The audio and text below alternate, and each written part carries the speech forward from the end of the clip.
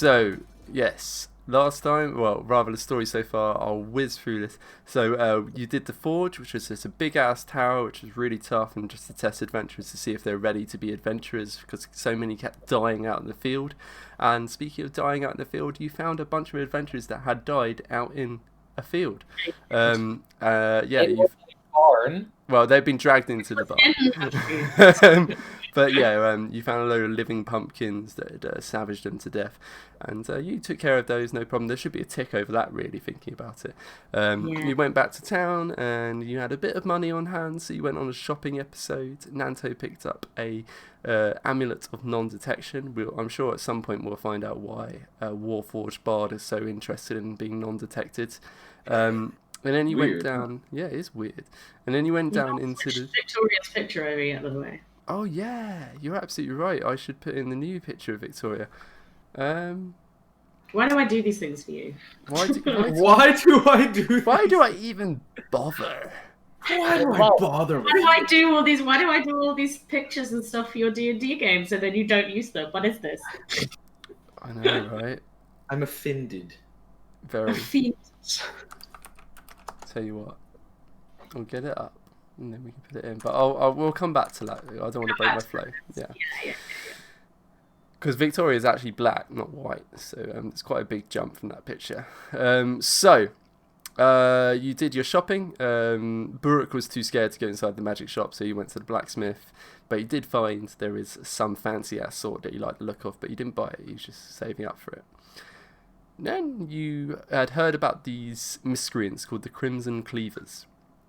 These dark people who had been going out in the evenings and at night to either offer to buy people's children from them if they looked particularly down their luck, or steal their children away if they looked like they wouldn't be able to put up a fight. And they were taking them away, and it looked like they were generally hanging out in this alleyway towards the western end of Daggerford near the Farmer's Gate. And you went there, and Nanto, after doing a bit of talking to animals with his handy magics, was able to determine from a rat nearby that they came out of the stink hole. So then you went down the stink hole, which is obviously the sewers.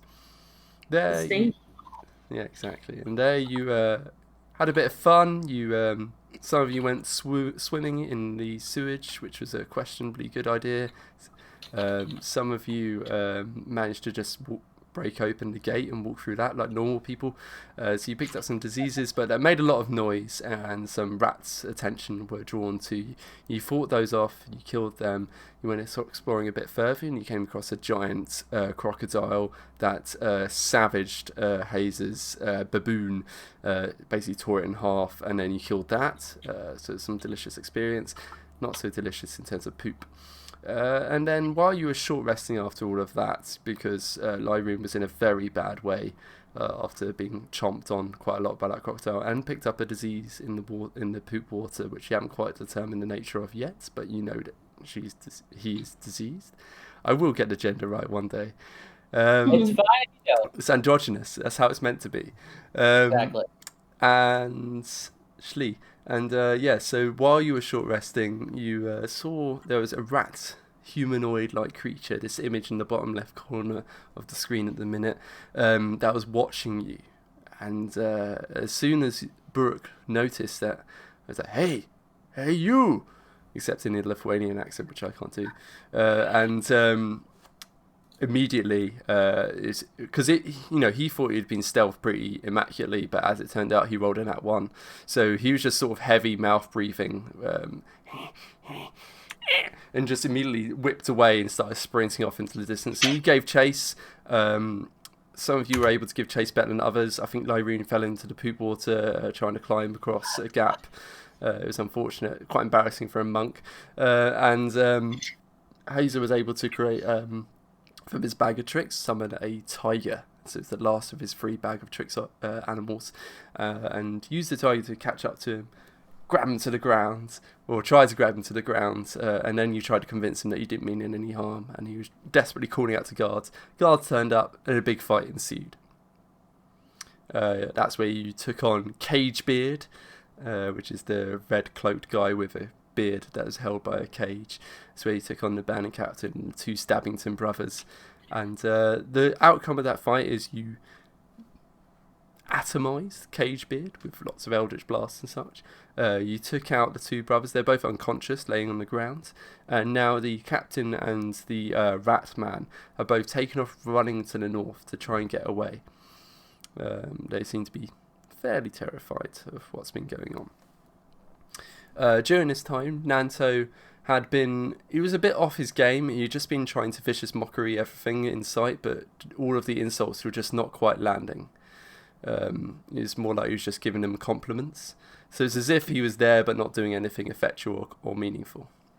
Ah, yes, exactly. He was being nice to them instead. Exactly. Killing them with kindness, but actually it wasn't killing them at all. That's my explanation for you being off at last episode, so that works out beautifully. Fair enough. So, without further ado, I'll activate, let's have Lost in the Sewer from Syrinscape. Syrinscape is a sound system that I'm using that I pay for, but I still have to give credit to even though I pay for it.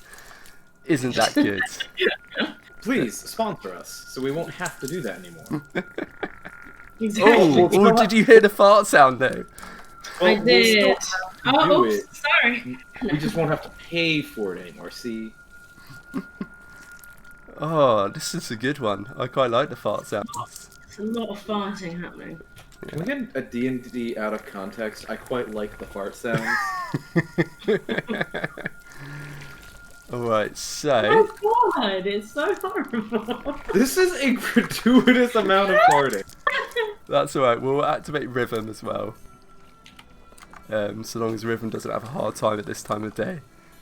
We'll see if it's able We're gonna to have rhythmic farts.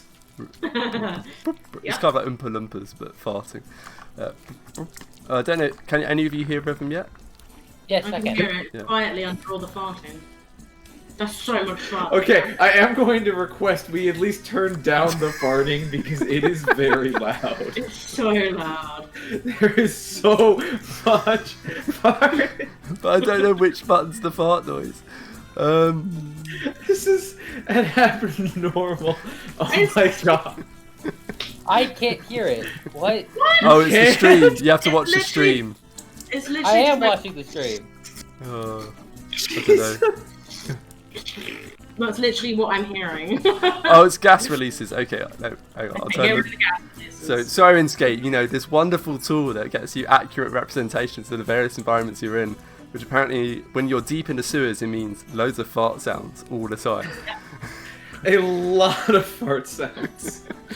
I don't So- mind it. I'm thinking about it. So you know how in Middle Ages latrines worked in castles and such? It was essentially just a single tube going all the way down to the chute and well out the castle. So I could imagine if this is a system of such areas that the sound of fart does travel quite well. Yeah. So you're literally hearing actual nobleman's farts rather than the, you know, some kind of gaseous substance rising. Just echoes through the city's sewers. There you go. Right, let's move on from the farting. Let's move on. I enjoyed that a lot. That was Okay. so much farting. Hopefully the farting's less audible now. Oh yes, So very much so. let's go to exploring the combat. So here's where we left off. Ravenous had run off to the west, running along the ceiling, and she had come across a gate. The same kind of gate that when you first entered the sewer that you come across. There's big metallic bars that are going from side to side, and beyond it she saw a bunch, probably about a dozen of children, that as soon as they caught sight of her, they all started going, "Help me! Help! Help! We're trapped out here!" And various other childlike voices that I do not care to impersonate. But suffice it to say, you have found the missing children of Daggerford, all tucked away behind these bars. Meanwhile, the bandit captain and the rat man have both taken off running north, trying to get away from you and in particular from the tiger that have been tearing them apart quite neatly. So you've got a moment of decision amongst yourselves. You're all within earshot of each other, so you can all call out to each other. I think the furthest away two people are Hazer and Ravenous, and they're only about 50 feet from each other, so you can definitely shout out to each other. They're taking off to the north, the children are to the west. What do you want to do? I found the children! They're over here! Ooh, children! And Nanto is going to go investigate that. Having snapped out of his stupor, and lets out a long yawn. Once again, to remind you, an unnecessary Warforged yawn. Does he just go yawn? He more makes the sound of like, ha! Now, Burke would be inclined to pursue the people, but given he's not exactly in the best of shapes after all the battering down of the previous week, to translate that, he's literally barely standing upright. No! Yeah, that's a good point, actually. Something I forgot to mention is Burke took a savage beating during the combat. Pretty much they all ended up targeting him because he was the only one anywhere near death. If I had to guess, that was about 15 attacks my way, maybe a bit more. Yeah.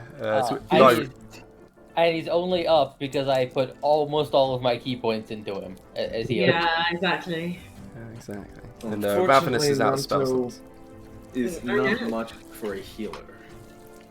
Yeah, so Maybe we should escape out these kids and regroup at the surface. Now we know which direction they've gone. We can find them again. But we must go quick. Who knows what else they will bring here. And we need to get these two ne'er-do-wells to the surface as well. Oh yeah, somebody Judgment. tied them up with rope, so they can't escape. What role would you give for tying rope? it is dexterity, in fact. So, Lyrian's probably Oh, let better. me do it. do not let your Warforged with -1 dex do it. But yeah, absolutely. Dexterity -1, check. excuse you, sir. -2. Anyways, It's the only character I've ever seen with minus dex. Yeah, so go ahead and give me 2 We've seen dexterity at checks. least one Though. more. Sorry? We've seen at least one more. -3 to dex. No, not -3, but with negative dex. Oh, Absilus was one. who? Absilus? Oh. Yeah, No, that was a like, okay. -1 dex as well. Yeah. There we go. I wasn't the DM, so I didn't notice. Fair enough. There you go. Alright. So I'm just going to turn down my rhythm a little bit. 47%. There we go. So Lyrian, give me 2 dexterity checks. Let's just see how you do. And so yeah, we're using the brand new D&D Beyond synced in. Sponsor me, D&D Beyond. Synced in, where it pops up straight in Discord. So 19 and 16, nice. So yeah, you tie them both up pretty well. We'll see if it makes. Lyroon will call out and say, "Get the children. I'll take care of these guys." Pulling out silk rope. Yeah, so she pulls out a length of silk rope. He pulls out a length of silk rope and starts tying up the 2 thuggish-looking, rather similar-looking characters, the Stabbington brothers, Sideburns and Patchy. Meanwhile, the rest of you seem to be making your way west, so I'll update the map to reflect that. And if I have time, I'm going to head east after I tie them up. okay, so I thought about this, and now I have 2 versions of the map, one with your icons on and one without. Wow. So now you go a bit west, and this is what you see essentially is this gate that's running from north to south across the tunnel. As you can see there, all the children behind it, they're locked away. The furthest you can see beyond the gate is this. So it looks like they're generally locked away in some passageway. It leads a bit further into the sewer. You're not able to see further than this because none of you have beyond that range of dark vision. But I have pink eye, so I can't see. yeah, your eye of greater pinkness, unfortunately, is quite a big problem. If only you hadn't dived into raw sewage. Well, If only we she's learned now, hadn't at jumped least. into poo water. Yeah. Well, she's Yeah. learned her lesson. She's not going to do that now. But you also see there are bridges. So when Hey, you know who will do that? Nanto. Nanto can indeed jump into the poop water, and it's no problem as a Warforged. You are basically a fantasy robot. So as you make your way west, so you start off on the bottom right corner of this here, but you make your way west. There's a bridge across, and there's another bridge to the north, but you can just jump straight into the water around where there's golden lights coming down from above, and that's basically where there's a sewage grate, and it's casting a bit of light. So there's a little pool of light that you can see into the sewage water. You can jump in and make your way west. Question: how far away is that sewer grate? Like, if I were to stand on the corner, how many feet away would it be? 45. 45 feet away? Mm-hmm. Well, the middle of it is 45 feet. 25, 30, 35, 40 feet. Oh, darn it. Yeah. I was going to say, because if it was within 30 feet, I was going to try and, I want to, basically, Nanto wants to mark this to be, so we know where this grate is later in case we want to enter from here. I was thinking about trying to mark it with by putting some chalk on it with a mage hand. To be fair, we're not far off where we came in. Oh, you can take. Oh, well, you can. Yeah. Oh, yeah. Sorry. Yeah, Nanto, you wouldn't have this sort of spatial awareness. But basically, let me show you where you started. Here. So. Yeah. We went in a big circle. Okay, so we just did a circle. So basically, if I were to summarize your journey so far, just because I'm thoroughly enjoying that I can do this with PowerPoint. So you start here, you came in, and then all the rats attacked from the east, and then you followed them, and then you went south, and then you came across the gator, and then you went west, and then you saw the rat person coming for you, and then you went north chasing after the rat person, and then west.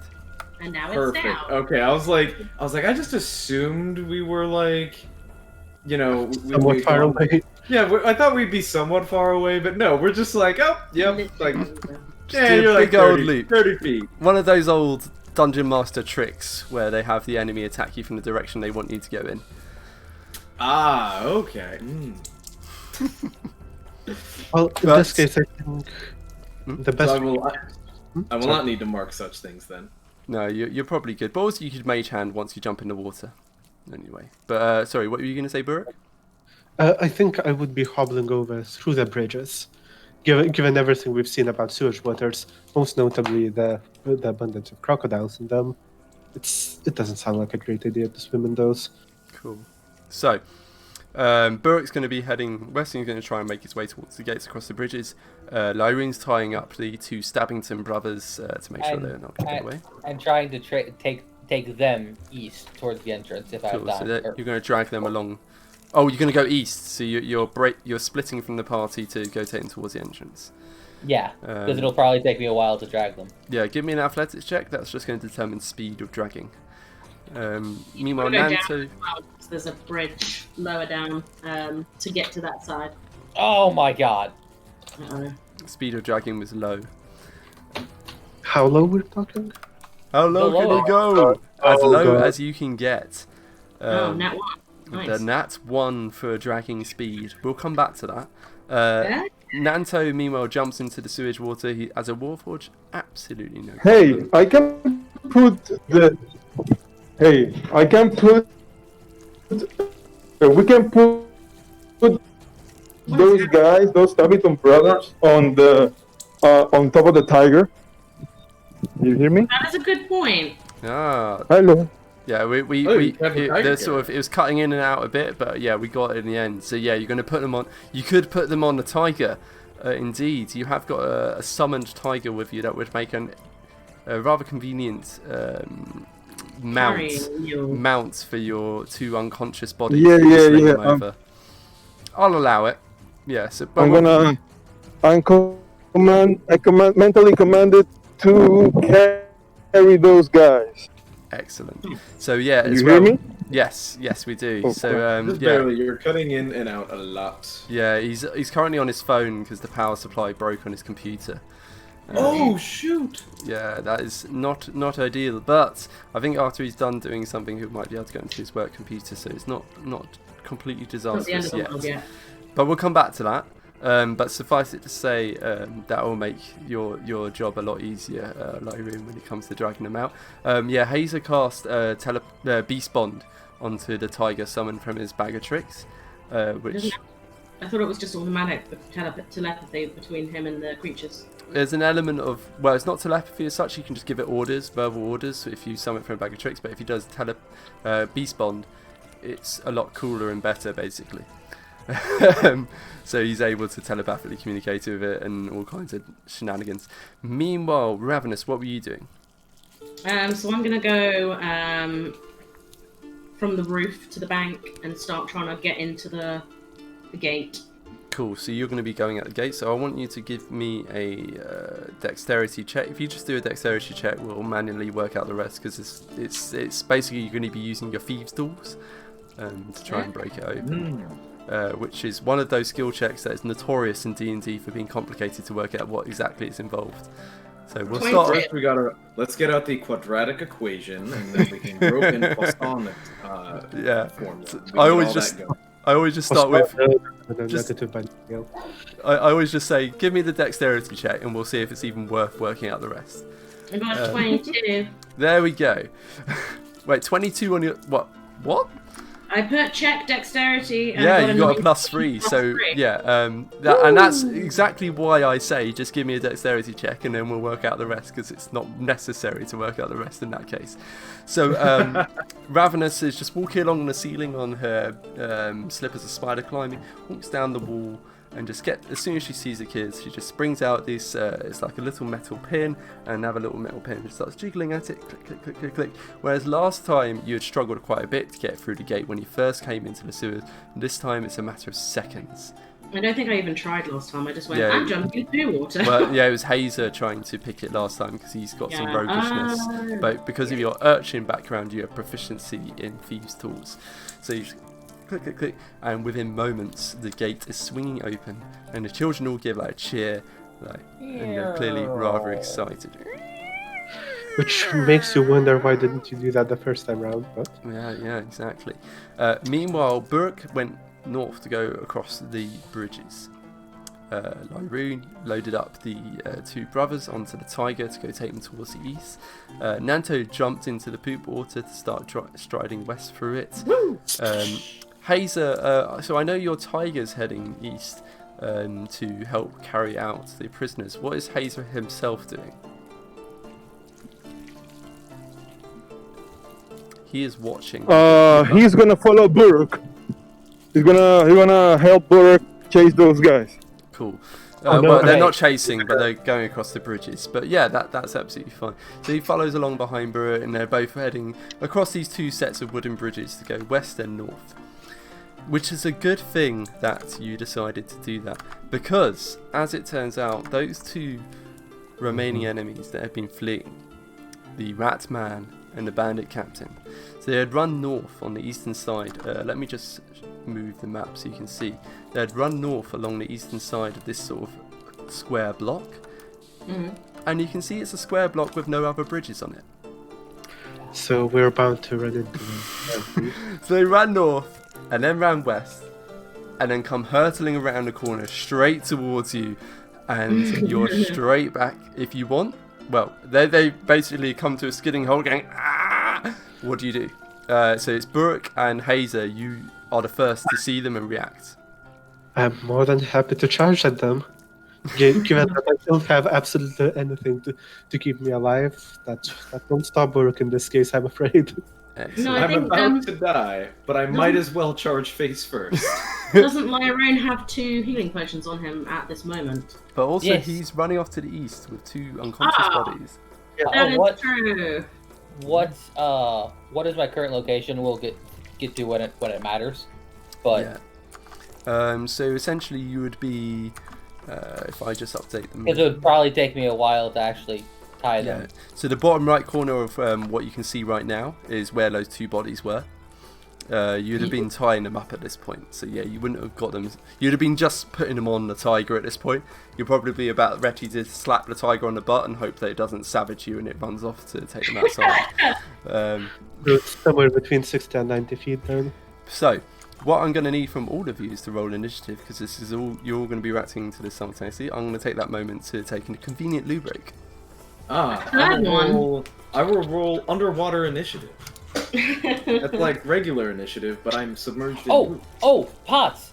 Yeah. Did you see that they with the D&D Beyond? So you just hit the button in D&D Beyond because D&D Beyond is so much better than whatever you're using.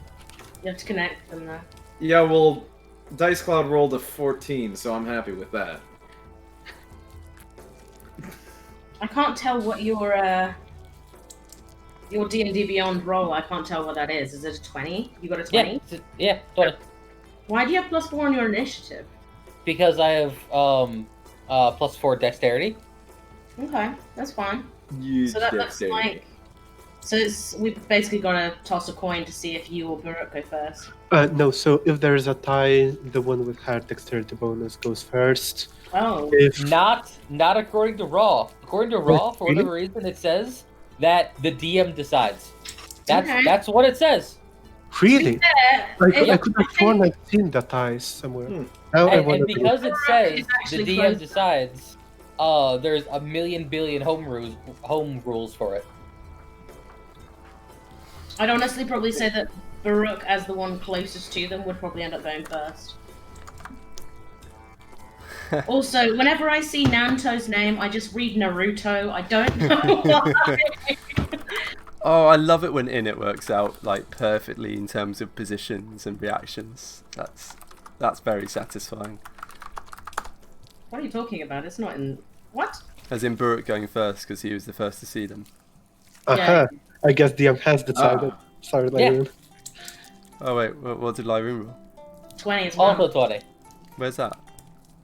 Underneath. It's the roll from... It only See, Oh. nobody can see your D&D Beyond roll. It works only out for when you don't initiative. roll an actual, Only like... for initiative. Nobody can see it. You are inferior. Rolling. Because it stands out from all the others. Yeah, exactly. So it's rolled from D&D Beyond. So even well done, Ravenous, that you rolled it through Discord instead of through the easy way. Right. So yeah, it would be in fact be Lyroon who's first. Okay, Because now let they me type have order for you. Wait, is it... He has 14. Hazel gets 4. Sorry, I'm doing it.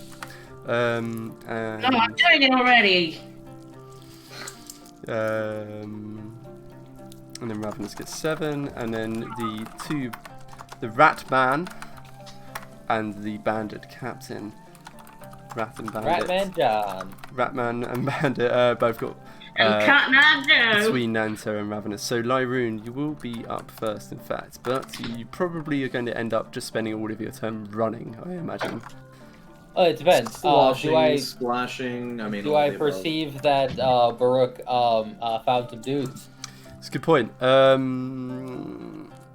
At worst, at most, you'd have heard like a gasp of surprise. Yeah, I there, don't there like would that. have been some audible expression, as well as the increase in clunking sounds.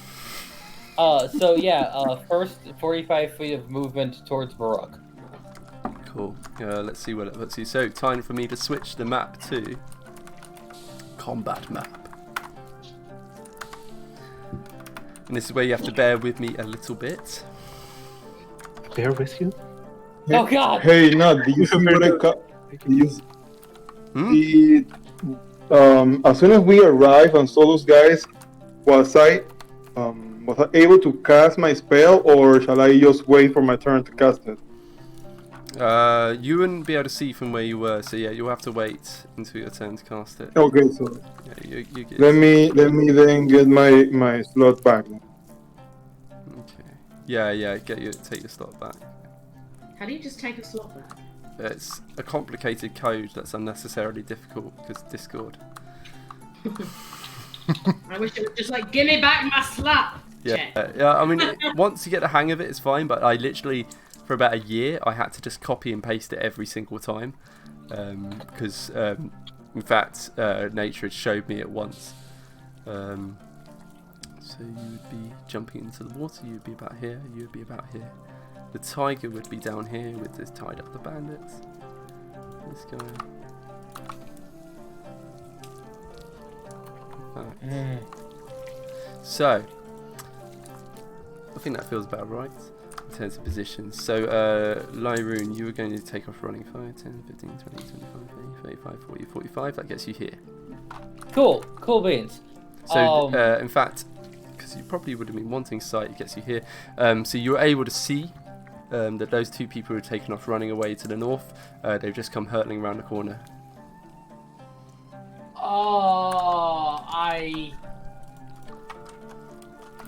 Alright, gonna throw another acupuncture. Wait, no. How far away are they? 5, 10, 15, 20, 25, 30, 35, 40, 45, 50. And what is the minimum range for darts? Most likely 20 and 60. No, it's really small. I have 35 speed. I It's think 2060. 2060. Yeah, that's what I said. Oh, should I be more closer? Because I have for dash, I have 70 speed total But it's, when dashing. it depends where you would have been, but it's not your turn just yet. So Okay. when it gets to your turn, yes. And I'm really sorry, Duck Gobbler. How far away did you say they were? 50. Oh, excellent, cool. I will use my dash action to go very slightly north of Baruch on the bridge to prevent them from going on the bridge. So north left of the bridge. So standing Sort of like there. a little closer to him if possible. Well, like there? All right, then take it back. Like there. Like, sure, wonderful. Hopefully you can hear that. I can. It's actually pretty Dramatic good. battle hero music. So interestingly, last time out of the entire like 4-hour video, it was about the first 30 seconds of the song that copyright flagged, and the rest of it was absolutely fine. So Maybe it just sounds really Nice. similar to another song or something. I don't know. I really don't know, but fine. I just muted that part of the song and it was fine. Like, I even had the song play 3 times during the video. But there we are. So, Lyroon takes off running west as soon as he hears the gasp from the north and just sprints across the floorboards and catches sight of these two bandits trying to race to safety and just heads off to block off their escape, standing in position across the wooden boards of the bridge heading west. Fists up, ready to give opinions and turn. Exactly. Perfect. Okay, ready to deal some fists of rage and righteous justice. Burke, you're up. One last question on Lyroon's turn. Would you be saying anything to Burke, or do you just take that position and get ready to guard it? Oh yeah, just take that position, get ready to guard it. I mean, That's fine, because that won't stop me from making bad decisions then. You can't stop me from making bad decisions. What are the positions of the... how healthy do enemies look? I remember that we've given some beating to them. I don't remember which one and how. I think the only one who out of the two that took damage was the rat person. I don't actually think the captain took... He maybe only took one attack successfully. Yes, so what had happened to each of them is Burke specifically has smacked both of them into the sewage water at one point or another. So the rat man had been savaged without claws because it was a non-lethal savaging by the tiger. So more just sort of heavily battered. It's like, to the tune of about 10 damage. The bandit captain had been hit with a sword strike from Burke, and it had been a push attack, and he had been knocked into the sewage water. So both are taking damage. Neither of them are looking on death's door, but both of them are looking scared and smelly. They look smelly, like they are covered in stuff that's smelly. I love that description. So first things first, Burke would be charging full speed into both of them. Good. Just to putting that out. 5, 10, 15, 20. So 20 feet gets you there, 25... in fact, 20 feet gets you there, so yeah, either way, you can engage. I think that's exactly where Burke would like to be. Mm-hmm. And first, so over all this battle, he had been wielding a battle axe in one hand, sword in the other. Not quite sure why the sword in the end, given that he can't really use both at the same time as well as he'd like to. But he's still going to go for a battle axe attack on the captain first. Go for it. Okay. And I will add a maneuver to it once we establish whether it hits. It's I would add a precision attack as a maneuver. Yeah, you are indeed Ooh. allowed to. It's the first Yep. time ever, I think. Wait, precision attack. What's that? Yeah, so Yeah. typically the maneuvers give you 1d8 damage and some extra fancy things. A precision attack in turn gives your superiority dice to your attack roll. Oh. Yeah, so precision attack. It's very rare you see a fighter actually use it because yeah, most of the time they forget that Because they have even- this. Because Well, a even lot of when the times I it mostly hits for see a little- flanking, or not flanking. Is it trip attack? Yeah, trip To give attacks and advantage. riposte and yeah, Yeah. those kinds of things. So precision attack, you generally crack it out when you're up against like a boss fight and he's got some ridiculous AC and you're just not ever going to be able to hit him without some help. And the precision attack, basically you're going to use your superiority dice to add to your hit roll instead of to your damage roll. In this case, unfortunately, you rolled a 7 to hit and then you rolled a 2 from your precision. So it's a total of 9 to hit. Yeah, which really doesn't do in this case. So I'm also going to use the action surge to get one more action this turn. I can't believe you saved your action surge until now. Like, you've had a whole combat and you still have an action surge. Go for it.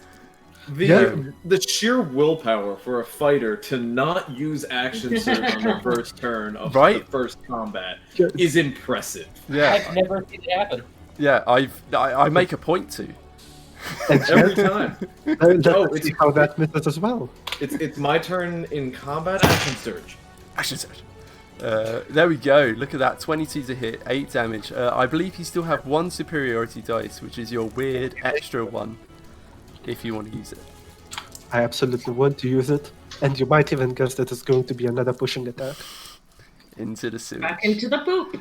The captain will take a total of 10 slashing damage, and I'll need a 13 strength save. Okay, so let's have a look.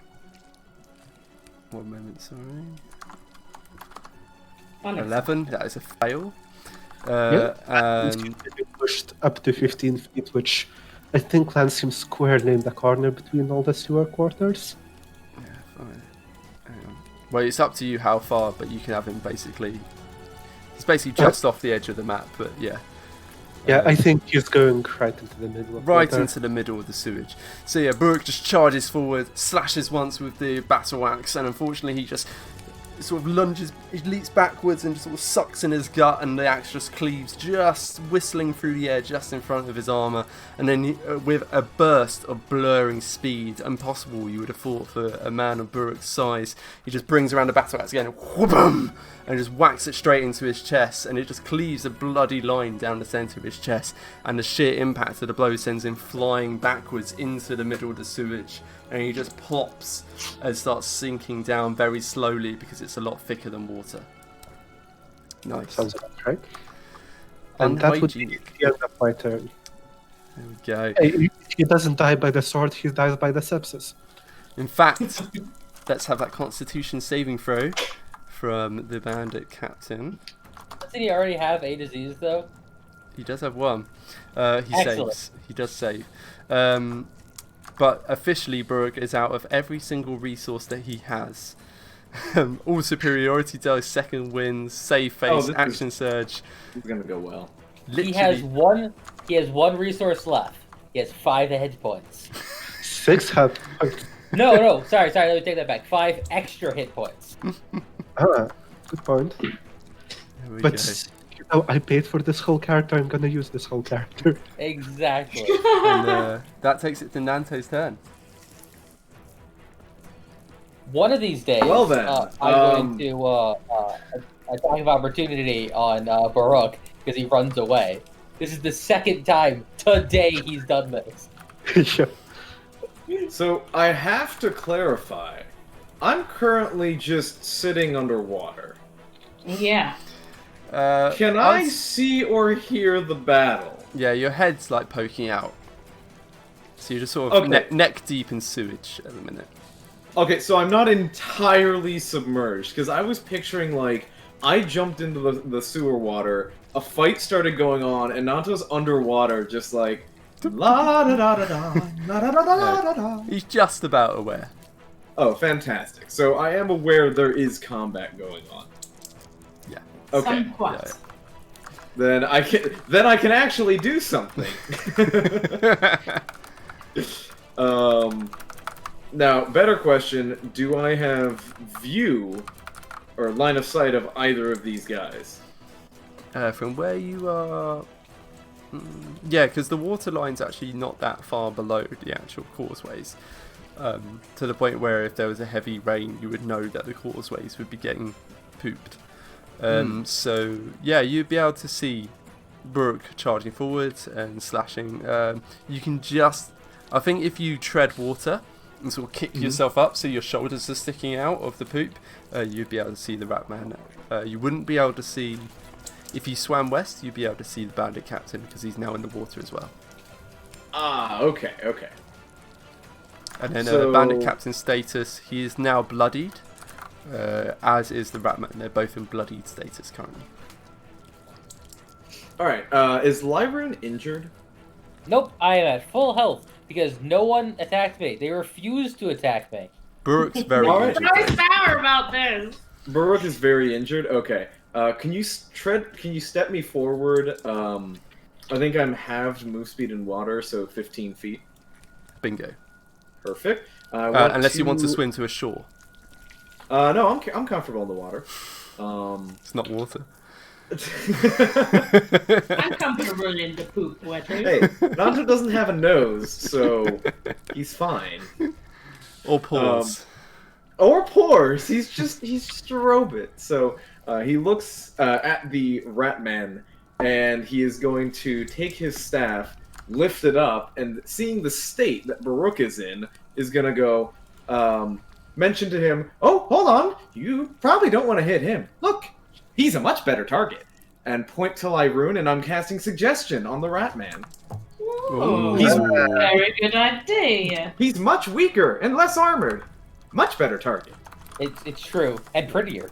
Of this. And Ratman. more beautiful. And more handsome and beautiful at the same time. So So I'm hoping that is reasonable enough to attack a unarmored target rather than the armored war Yes, monster. no, very much so. He also doesn't have much interest in trying to engage you guys because he just tried to run away. That would be a nat 4 for the wisdom save. So, Yes! so the Ratman immediately is just like looking at Burr and he's like, and just backing away, looking fearful, and he's already looking back behind him, back the way he just came from. So hopefully, I'm hoping he will go to attack Lyroon. Which would give us a little extra attacks, wouldn't it? We'll see. We'll have to see. Okay, We'll see. so you're doing, suggestion. Very nicely done. I'll let you cast that up. And in fact, that's your first spell of this day. So yeah, very good. I did the speak with animals Yes. not as a ritual because we were in a kind of a hurry. Well remembered. Okay, so your second spell of the day. Okay. Were we though? That's what I thought, so I just cast it. Because otherwise Fair it takes enough. 10 minutes. It's a long time. Yep. It's one of those funny things with D&D. Time is very wibbly wobbly. Very wibbly wobbly. And that brings us to the rat and the bandit's turn. So the rat man, he's looking at Buruk, he's looking at his own wounds, and he's got this suggestion, this sort of compelling instruction in his mind to not attack the heavily armoured guy. And he's like, no! And disengages and starts running to the east again. 10, 15, 20, 25, 30. So he gets about that far. Meanwhile, the captain has no such compulsion. And he is angry. He's just been knocked back into the sewage for the second time this day by the same person. I think that's fair. Yeah, so he swims forward 5, 10, 15, 20, climbs himself out, and I think he can just about get back into melee.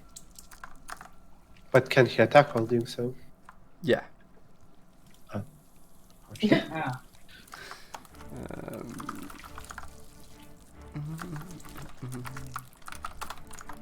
Well, so let me just double check this. So you knock him back 15 feet, presumably. So he had been here. Yep. 5, 10, 15. So he starts off here, which is off the map. 5, 10, 15, 20. Climb out of the sewage. And then gets to here, basically. Climbing speed is double. The mobility, if it takes about half the speed to get back as it gets to there. Yeah, To be, okay. I'll allow this actually, yeah, because it's like a foot to climb. So basically, he uses 2 foot to climb out of the sewage, because it's like the water level is 1 foot below, and then he has 3 foot left over, and D&D rules means he round. So I think he can just about get back to you. Yeah, I suppose that's fair. So then he uses his free melee attacks to start stabbing. Oh my. Wow. So he rolled a nat 2, nat 3, nat 4. Oh god, I was thinking it's gonna be the other way around. Oh, Yeah, I was waiting for so he rolled like a nat 20 plus 4, 10, 16, 29. So this bandit captain, he like starts pouring through the sewage and reaches the shore, the causeway, and yanks himself out, and he's dripping with sewage and God knows what else. Pulls himself, and he's got his scimitar and dagger in hand, and he's just snarling with frustration towards this hobgoblin who's once again knocked him into the sewage. And he just slashes once with the scimitar across Brooke's chest, and it just glints, and you can see sparks right. It just gets blocked by the battle axe. Yeah, exactly. Just bang, just blocked by the battle axe immediately, and sparks ringing away from it. And he just brings it around, hacking down overhand towards him, and it just stops dead into the chain metal of Buruk's armor. No damage. And then while Buruk's just like, what's going on? He brings around the dagger to try and stab at the neck, and it almost reflexively, Buruk just slaps it away with the battle axe. No harm done. And that is the end of their turn. Those are some very bad rolls. I cannot believe that. I'm extremely happy about those. I mean, we're not complaining.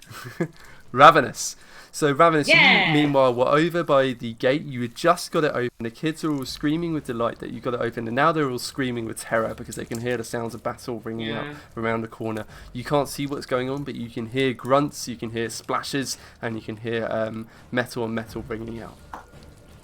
So I go, okay, kids, just stay here. I don't want you to get hurt. So I sort of close the gate again, but don't lock it. And it's like, don't worry, it opens, like open and close a couple of times so that they know. Like, I'm like, look, it's fine, see? Okay, just stay behind here and be safe. And then I sort of make my way over to the corner to see what's going on.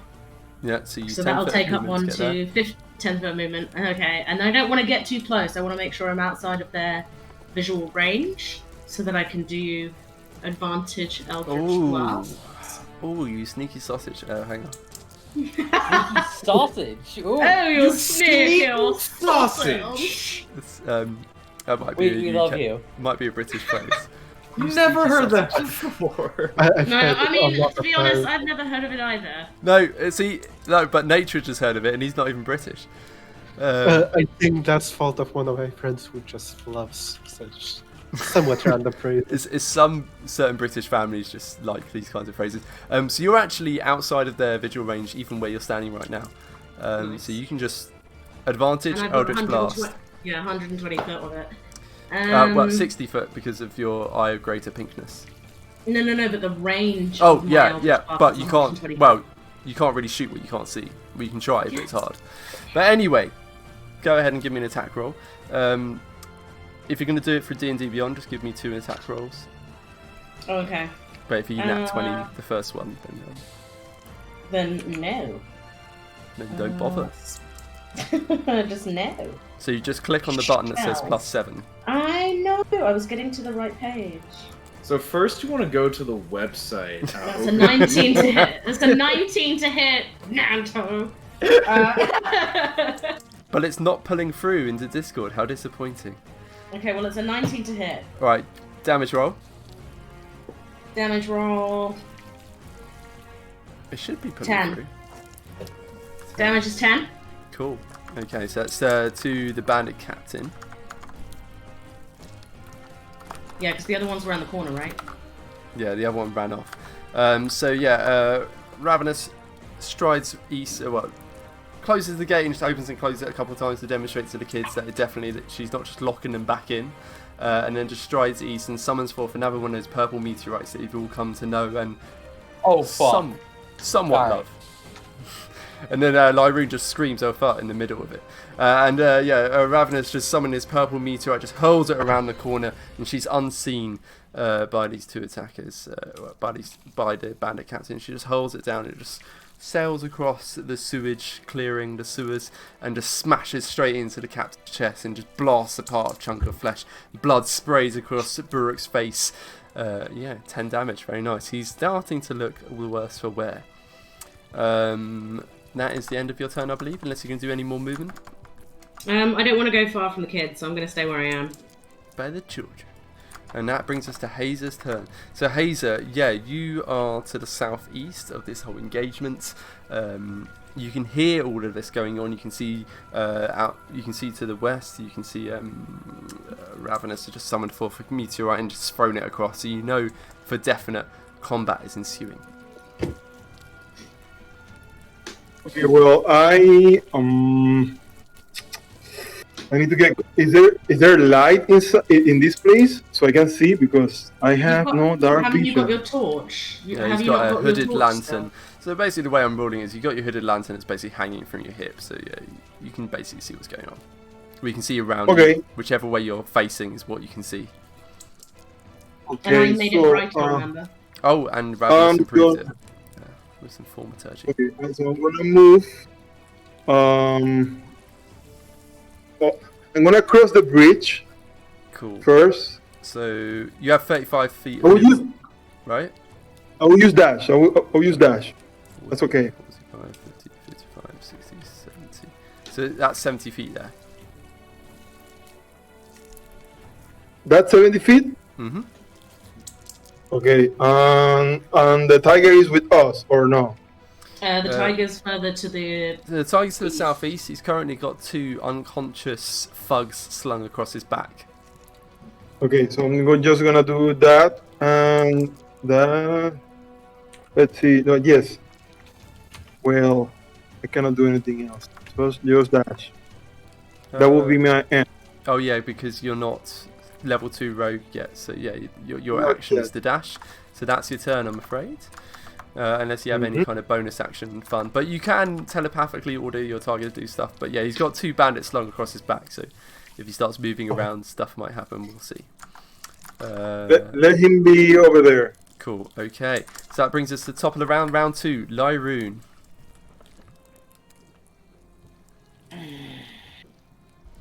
Sorry. Sorry for being distracted about other things. You're good. Cool.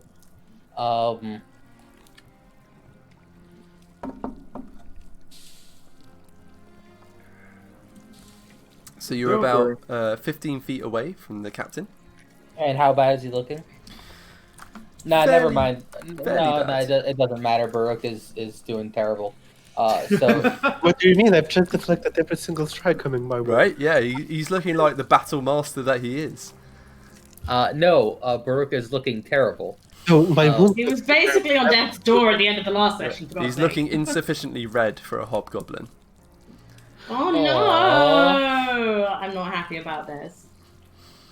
Sorry, give me 1 second. Clear all. Stop making text. Not making what? Sorry, I'm trying to hit a button and Discord notifications keep popping up instead. Oh no! I hate when that happens. Yeah. No, I know. Here, let me help you a little bit. Just keep pinging him. Everyone ping him. Oh my god, no! Love you all. Thankfully, I already got the spot I wanted to. Ah, Okay, dang good, it. good, There we good. go. So an I unarmed just strike. made him 25 definitely hits. So here's D&D Beyond successfully pulling through. Don't know As why. much as Naruto hates it. Oh yeah, I forgot to say Nanto. I've recreated your character based on D&D Beyond. If you want to use it, it's up to you. Ah, I will not use it. Thank There you. go. But, it makes my Thanks life. very much. Fuck you. It makes my life easier for referring to that. You may certainly keep it and refer to it there, but unfortunately I am too in love with the design of Dice Cloud. Dirty. Dice Cloud. This session brought to you by Free. That's gonna. Awful. Google Sheets. We are absolutely not sponsored by Dice Cloud because I don't think Dice Cloud even has any money to sponsor people. It's a free service, so I don't understand really why it exists. But anyway, It exists for the good of all mankind. Anyways, seeing how insufficiently red Baruch is, Lyroon comes charging forward, fists out, does a quick not uppercut, jab, and then just follows it through with just an elbow into the nose. Cool. So how I'm imagining this actually is Lyroon runs up, and it's in Street Fighter, it's the sort of the uppercut, they sort of leap up into the air and sort of twist. But the Shoryuken! Yeah, there you go. Well done on the pronunciation as well. It takes him into the chin. I've not heard that for so long. Takes straight into the bandit captain's chin, and just his whole face is like rocking back, and there's a bit of drool flying free, and then the elbow just comes crack straight into the chin once again, and the whole jaw just dislocates. He's like, and just whole blood and spit and teeth flying free. And he is looking very much on death's door. Oh, Quick, good. he has fresh wounds. Knock him into the poo. Oh, good, because I forgot to say non-lethally. So good. You did indeed. I think I generally assume these days Lyroon always non-lethals. Well, I mean, it's not like you're having of mercy or something. I know. What a some others. So he is on absolute death's door, like a feather would knock him down at this point. Lyroon, I assume that's you done. Depending on whose go it is next, he's gonna. It's Baruch, and It's Baruch, give us that non-lethal attack. I mean, lethal attack. Lethal attack. You must be mispronouncing that one. Give me that very lethal attack. It is not. Unfortunately, this one's non-lethal, but not by free choice.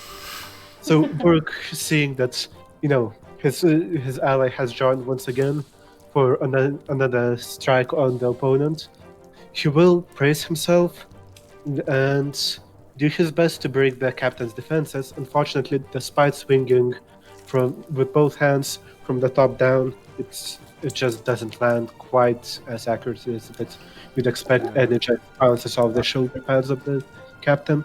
Yeah, the way I like to think of this is the initial punch that landed on his jaw, Baruch immediately started swinging with his battle axe, but he wasn't ready for the elbow to connect as well, and so the sheer impact of that momentum just means that the bandit captain's rocking backward from the blow, and the battle axe just swings just shy of the bandit captain's face.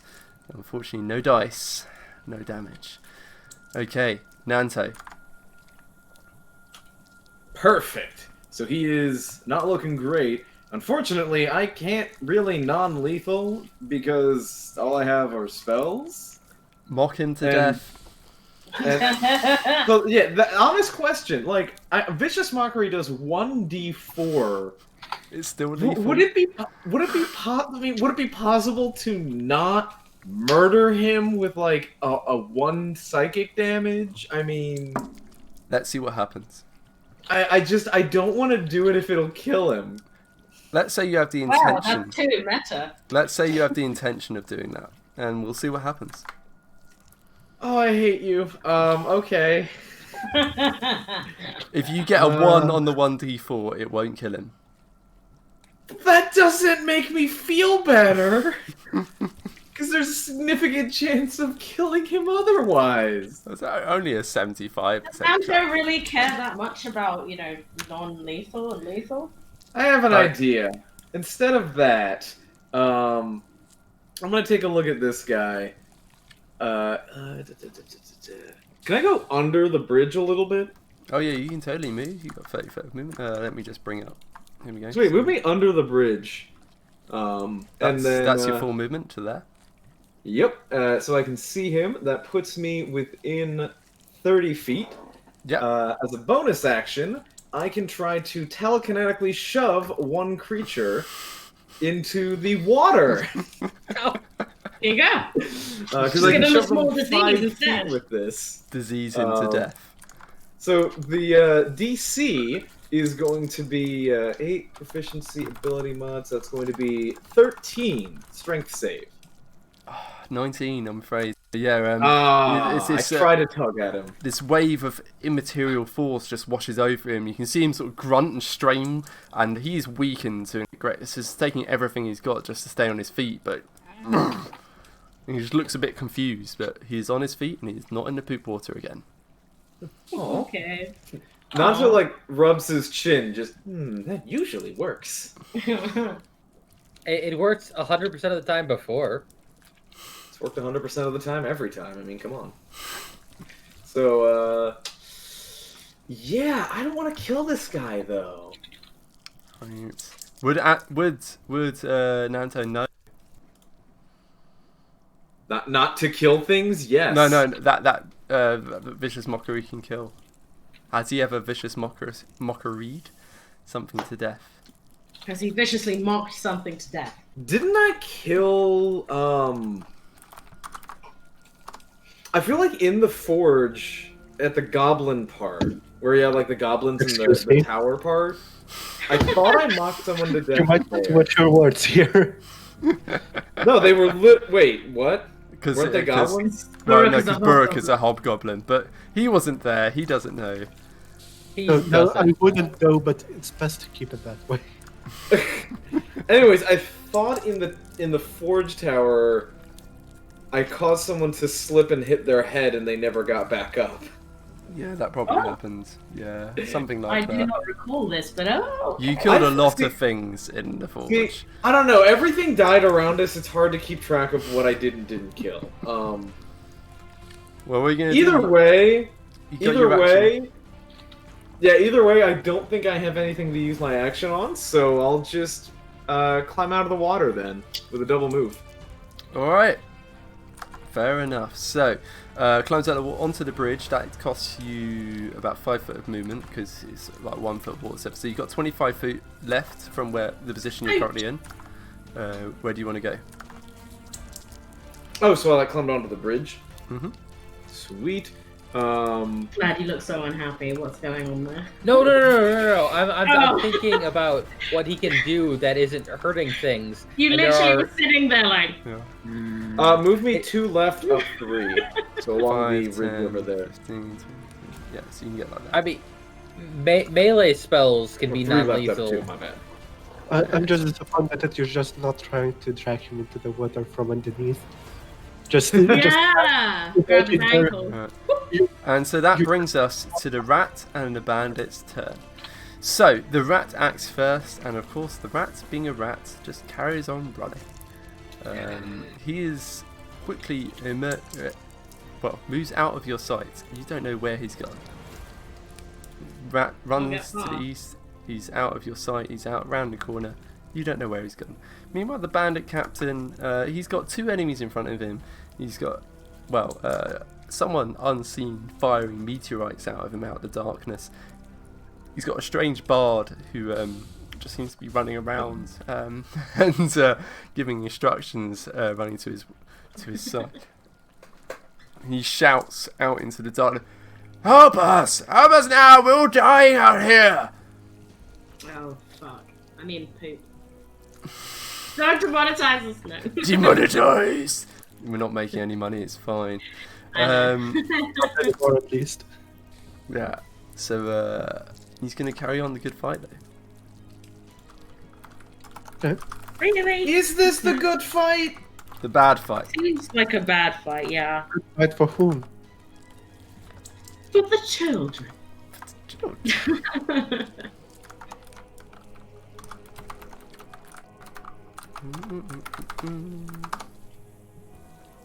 Oh.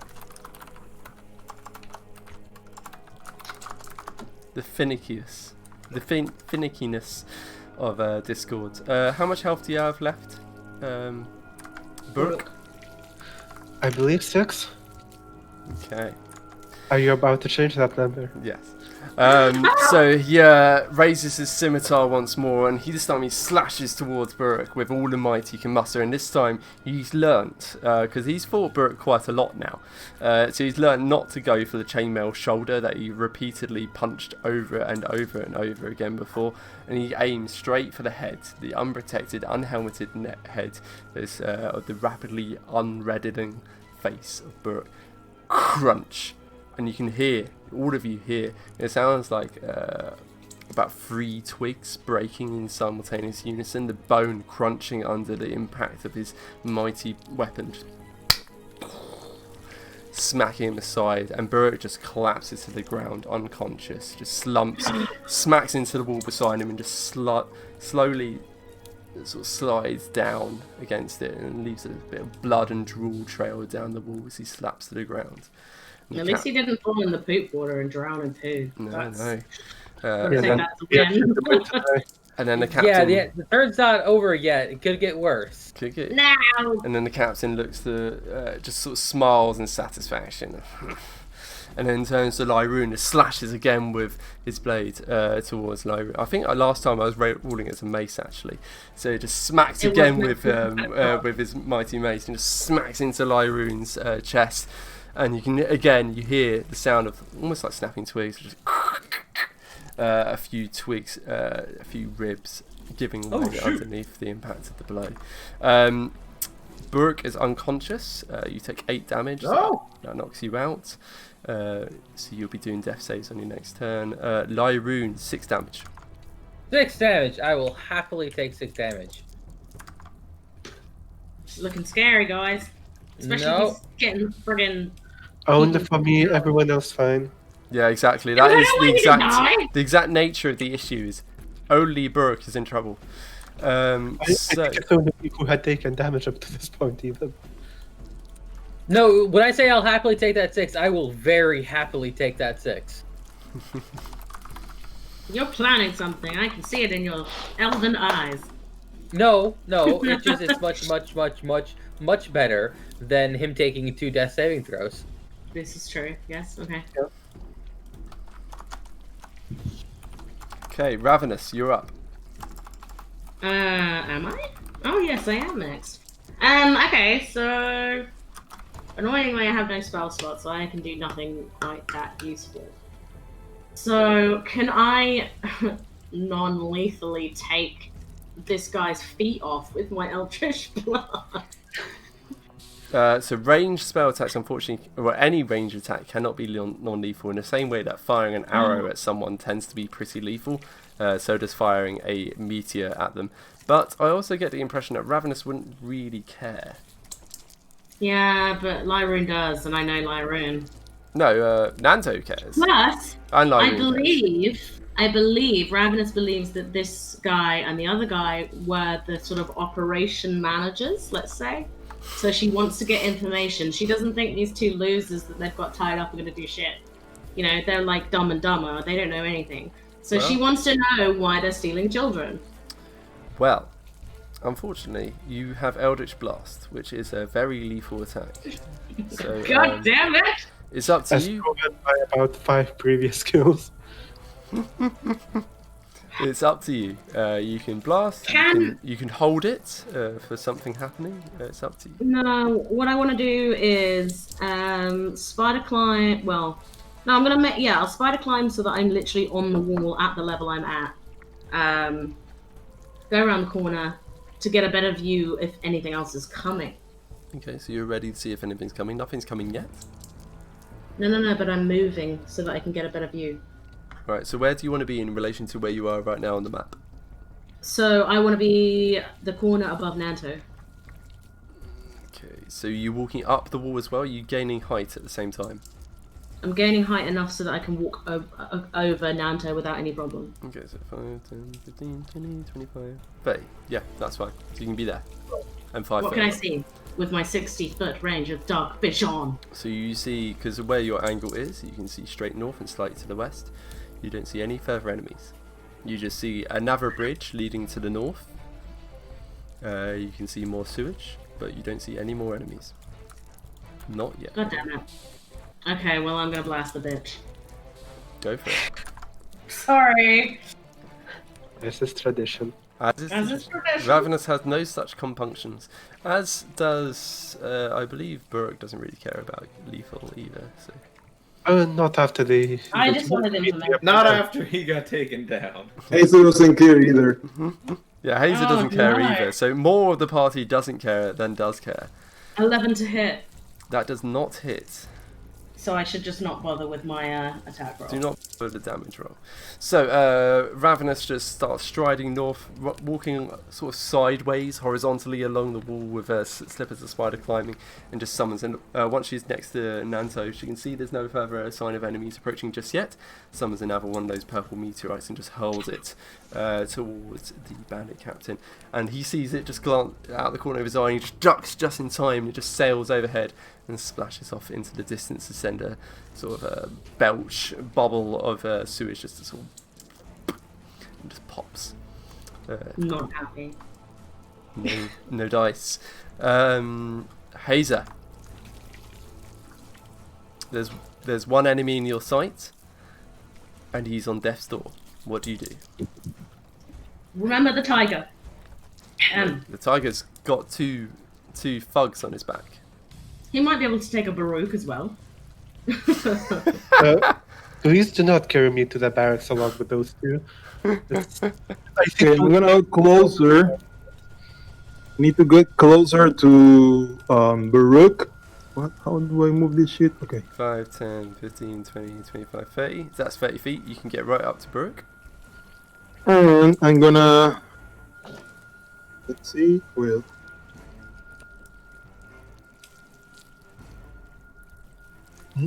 That's not it? No. Ah, shit. No! Sorry. That's okay. I forgot the spells I had prepared. So let me just quickly verify on Beyond. You can even roll it from D&D Beyond, thanks to the syncing that has recently been introduced. Right. Sponsored Please video. sponsor me. Sponsor. I'll accept 17 pence for a sponsorship. Okay, let's see. Well, that's the thing.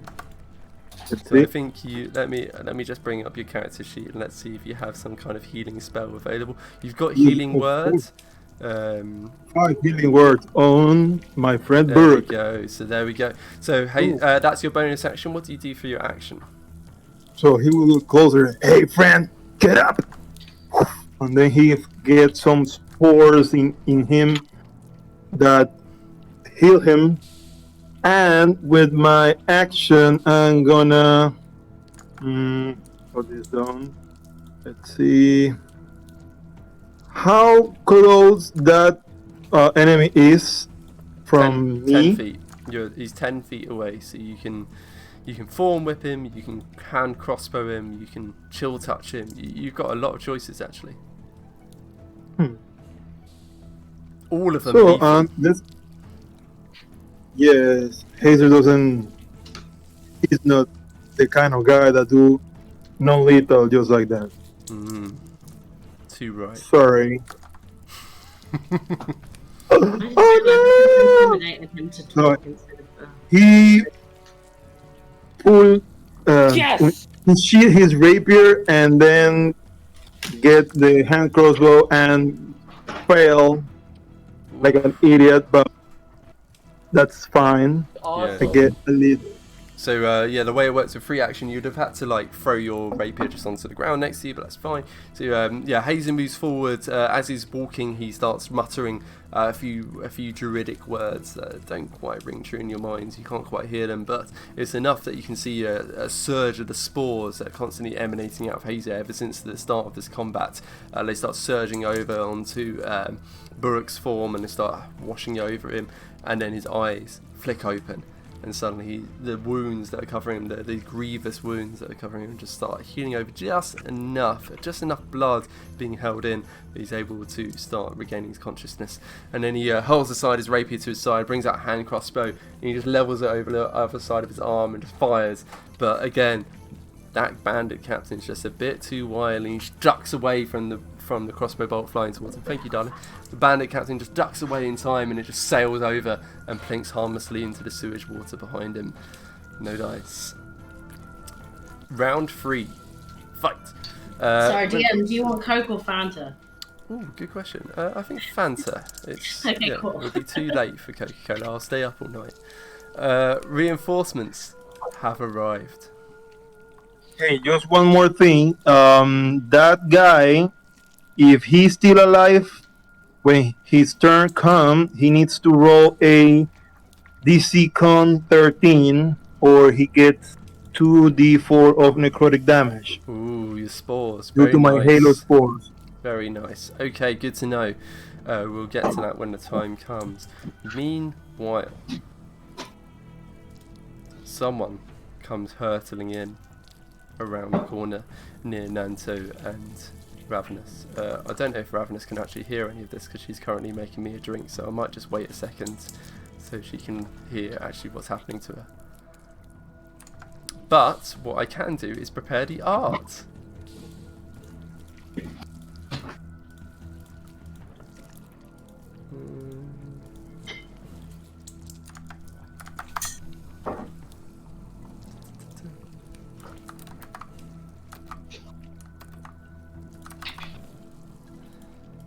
Okay, so I think it was last game that Hazel and Rublex, you were saying they look a bit like Master Splinter, the art that I was showing. No. This is bad news for us. Wait, this is ominous. Are we going to see Splinter Mark II? No, don't be absurd. We're gonna see Ninja Turtles. You wish it's Shredder Thanks, Danny. coming. Oh no! Let me... Show me the Ninja Turtles! That's No, not the I right didn't one, do but that. you get the idea. There we Oh, we go. got more rat people. Yeah. Damon. Does that look a bit more like Master Splinter? I'm not sure.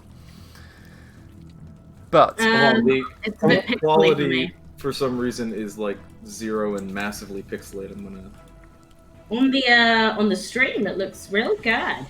But no, it doesn't look like Master Splinter. Probably a little closer to it, yes. Let me look at the Twitch stream then, because my Discord stream is Yeah, completely... the Twitch stream looks amazing. Discord. Very Yeah, much. it is So literally pixels. just pixels right now. Yeah. To be fair, though, it's always just pixels. I mean, Ha ha! Yeah, ha, but now ha, it's ha, people of ha. them. there we go. All right. So I'm just going to reposition your camera, Ravenous, because you seem to be like mostly off camera. There we go. No, it's Um, fine. I'll just move. I've been keeping an eye and making sure I'm No, not too. you're in the far. right place now. I just moved Lyroon as well. So,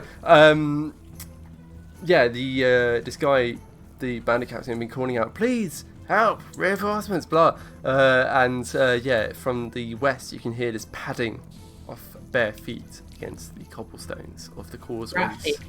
Rat feet, indeed. And you see this figure bearing a red cape, a crimson-coloured cape, come hurtling around the corner, and you can see there's this matted, dirty fur-style hair hanging from his head around his shoulders. You can see he's almost like Ronin-style trousers. They're quite puffed. His armor plates across them, and he's got a pair of blades, one in each hand. These sort of curve, almost like sickles. And he comes hurtling around the corner, sees all of you, and then locks his eyes upon Ravenous and Nanto, the two nearest combatants, as he hurtles. Alright, so we're killing that one, right? Oh That's yes. designing- Well, we're not killing him, not keeping him as a pet, are we? and he I snarls. want him to bite me. And he Bite me, snarls with anger, and charges towards the pair of them. Alright, so let me just change back to... Give me 1 second. I need to disconnect and reconnect. Okay, Okay. that's alright. I need to faff around with... Oh, And my camera's so I'll on. take that part, which means I need to be right back for a few minutes. Oh, of course, yes. Yeah, I did mention. Oh yes, you take care Oh. of your thing. That's fine. I'm now Back to Lyroon. yours. I'm Lyroon. I'm really stupid. Ha ha ha ha ha ha. Oh yeah. Whoa. Oh, it's because it's when they both come back on their cameras, it'll be fine. Yeah, there you go. It's so long as we have the correct amount of cameras, it's all fine. It's just the moment we don't, it just freaks out entirely. Yeah, I don't know why the Discord. The Discord stream's gone very pixely. Yeah, the Discord stream is garbage. The Twitch stream is fantastic. Oh yeah. Just watch it out then. It's fine. Yeah. Yeah, but there's like a 4-minute delay. Oh yeah, good point. Wait, do you actually have it set to a 4-minute delay? No, No, not but it's intentionally. Anyway. it's really bad for me. It always has been. Right, let me test. I'm saying this now. Oh, it's more of a sort of, well, unless you got the sound on, it's more of a visual gesture. Would be the Like test. a 3.5 second delay. Yeah, it's All right, That's not too bad. all right. Well, as here, I'm tagging this now. as Buruk is taking that moment, and I need to lose for like the 18th time already. I'll go to do that now. You just asked for a Fanta and you... Right? It's just, yeah, I know, one enforces the other.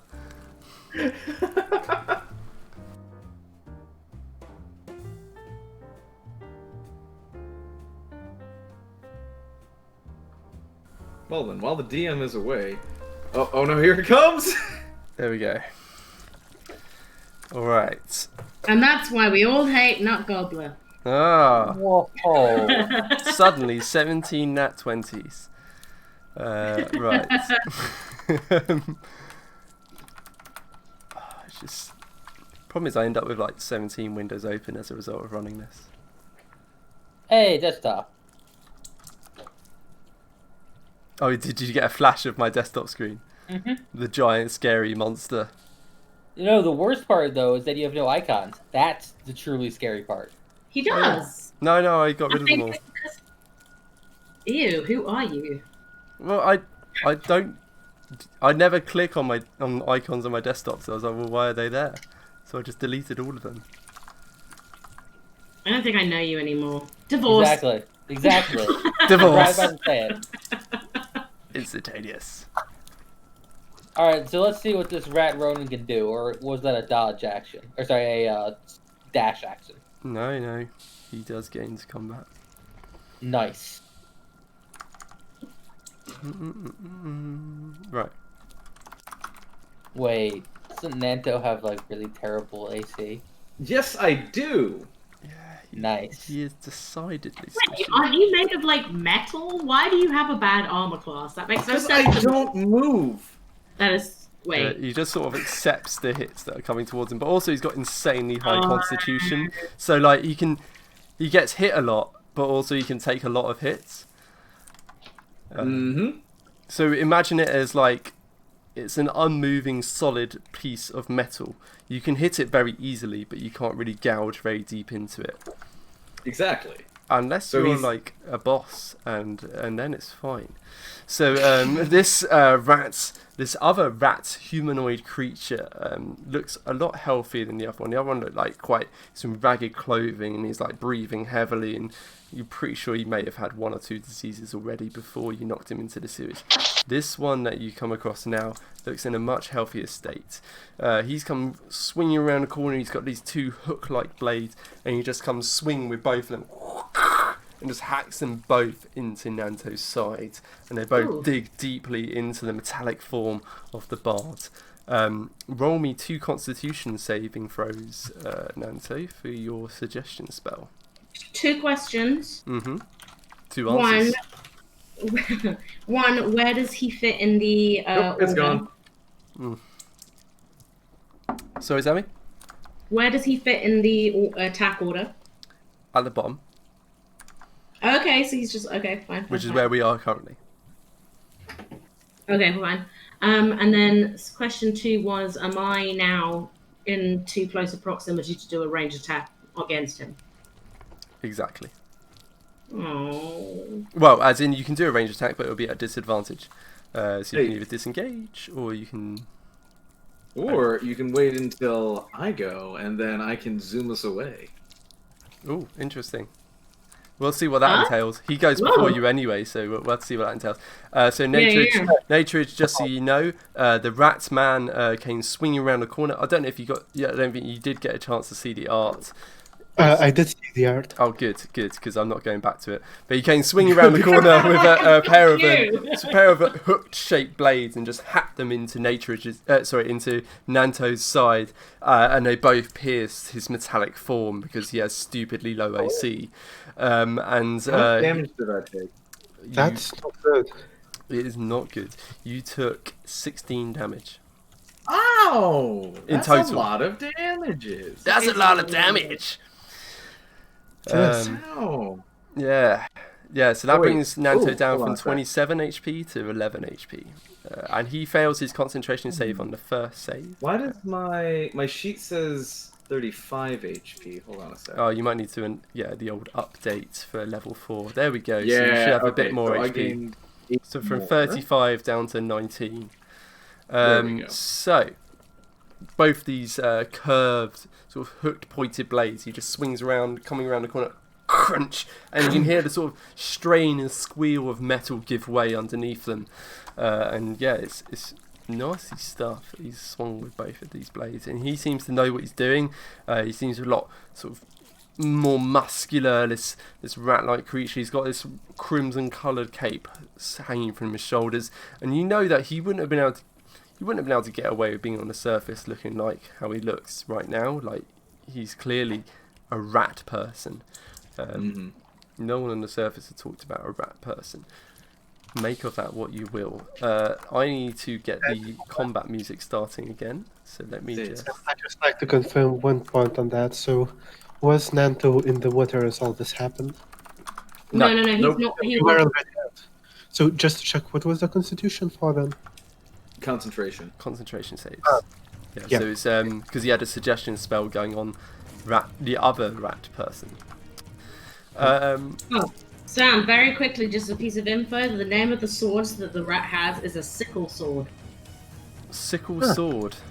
Where's someone saying that? No, that's me doing my research because they've been on Dying Light and I've been playing it recently. Yes, That's he's it. got a pair of sickle swords that he just hacked into the side of Nanto. Or Kopshi, as Miale has informed us. Apparently. Okay, well, Miale clearly knows the official name. Yeah, exactly. So, that is the end of round 2. Round 3, Lyroon, you're up. Right. First thing first. Pop, watching people drop. Love this. When's A my non-lethal. draft career coming out? Definitely hits. It's on the captain. Yes. Non-lethally, I assume. Yes. So yeah, that is a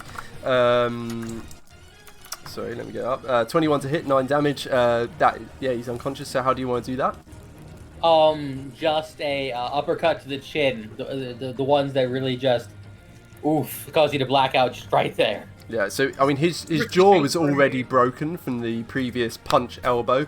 So the follow-up punch, he just smack to the jaw, and the sheer blinding flash of pain that runs through his brain, he's out like a light, and he just flops ragdoll-like to the ground. Awesome.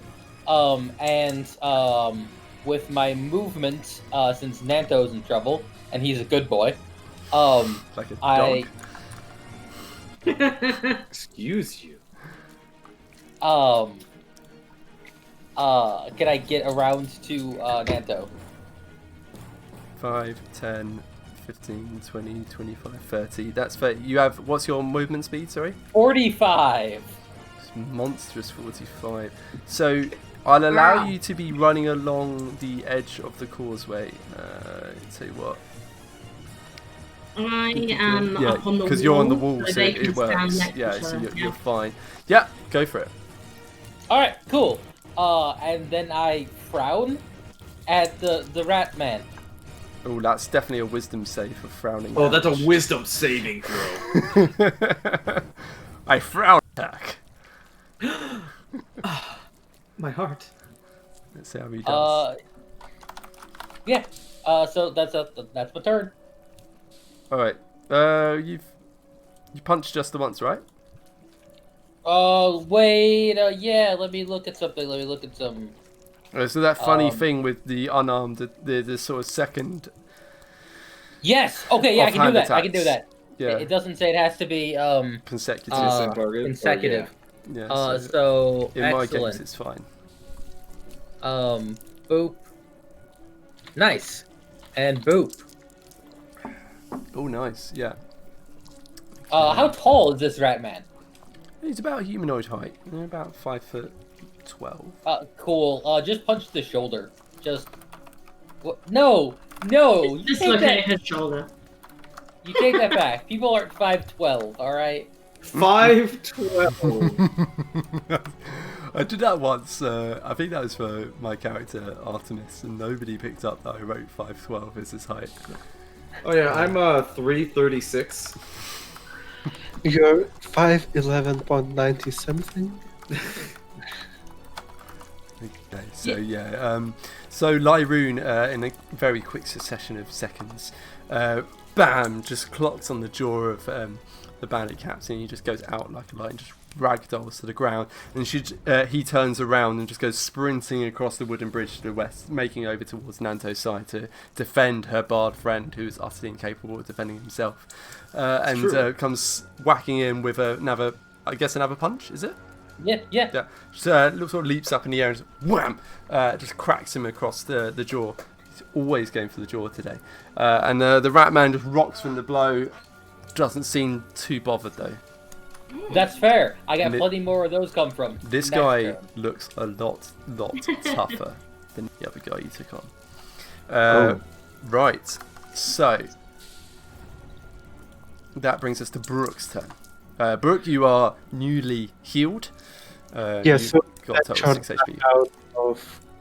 Wait, 6 or 5? I think I was... Was it 5? 5. Yeah. I can't remember what the healing word was. A healing word 5. was for 5. Yeah, it's 5. Yeah, you're on 5 HP.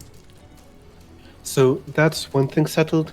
Another, so I can see that Captain got taken care of. Mm-hmm. What about the rat guy whose concentration we've just lost? Yeah, so he's running off to the east. You are not aware the concentration has been failed. I have a question. Yep. Ravenous has a question. Other rat man ran off the other way. Has he by chance run into our tiger? So the tiger has been sitting to the south with the two thugs. Yeah, and we know that little platform he ran that way is a block. The only places to go to another place is the 2 bridges we currently see. Tiger can't see him currently. When it comes to the Ratman's next turn, we'll see what happens. Mm-hmm. But from where the tiger is, Tiger cannot see him. Also, the tiger can only communicate with Hazer, who then wouldn't necessarily communicate it with you. But it is Buruk's turn, not your turn. Anyway, so Buruk, what do you I just have a question. And in that case, well, we can see that Buruk, in that short blackout, would have obviously lost track of his weapons as they clatter on the ground, along with himself, frankly. But as he's being picked up by Hazer's magic, his gaze refocuses. Honestly, I'm not even sure he would realize that the man encircled by 3 of his allies over on the other side is not the same rat man. I mean, it's a bit distant. It's another rat man. Are you racist against rat men? They're No. both They rat all look men. the They're same both to wearing me. crimson cape. I thought I knew you. Yeah, well, Being a hobgoblin, I thought you knew better. If they're not red, they're dead to me. Oh, Red Dead Redemption. but Sorry, Sorry for being silly. I went off on one. Sorry. Let's Right. have it. right, so Burke would be doing his best to stand up, using one of his numerous weapons to just prop himself up. And as he looks at his hand, it was one of the short spears that he had been carrying behind himself. He looks at it, weighs it in his hand, looks at the ratman on the opposite side, and decides it's a good time as any to try and throw it. I love it. Which does it. And Got looks like another it flies just past the targets without causing any much harm. I swear you haven't rolled above a 6 in this entire game. Like today's game. I've rolled once on the action surge, but the action surges are gone, so this is my life. The luck is out.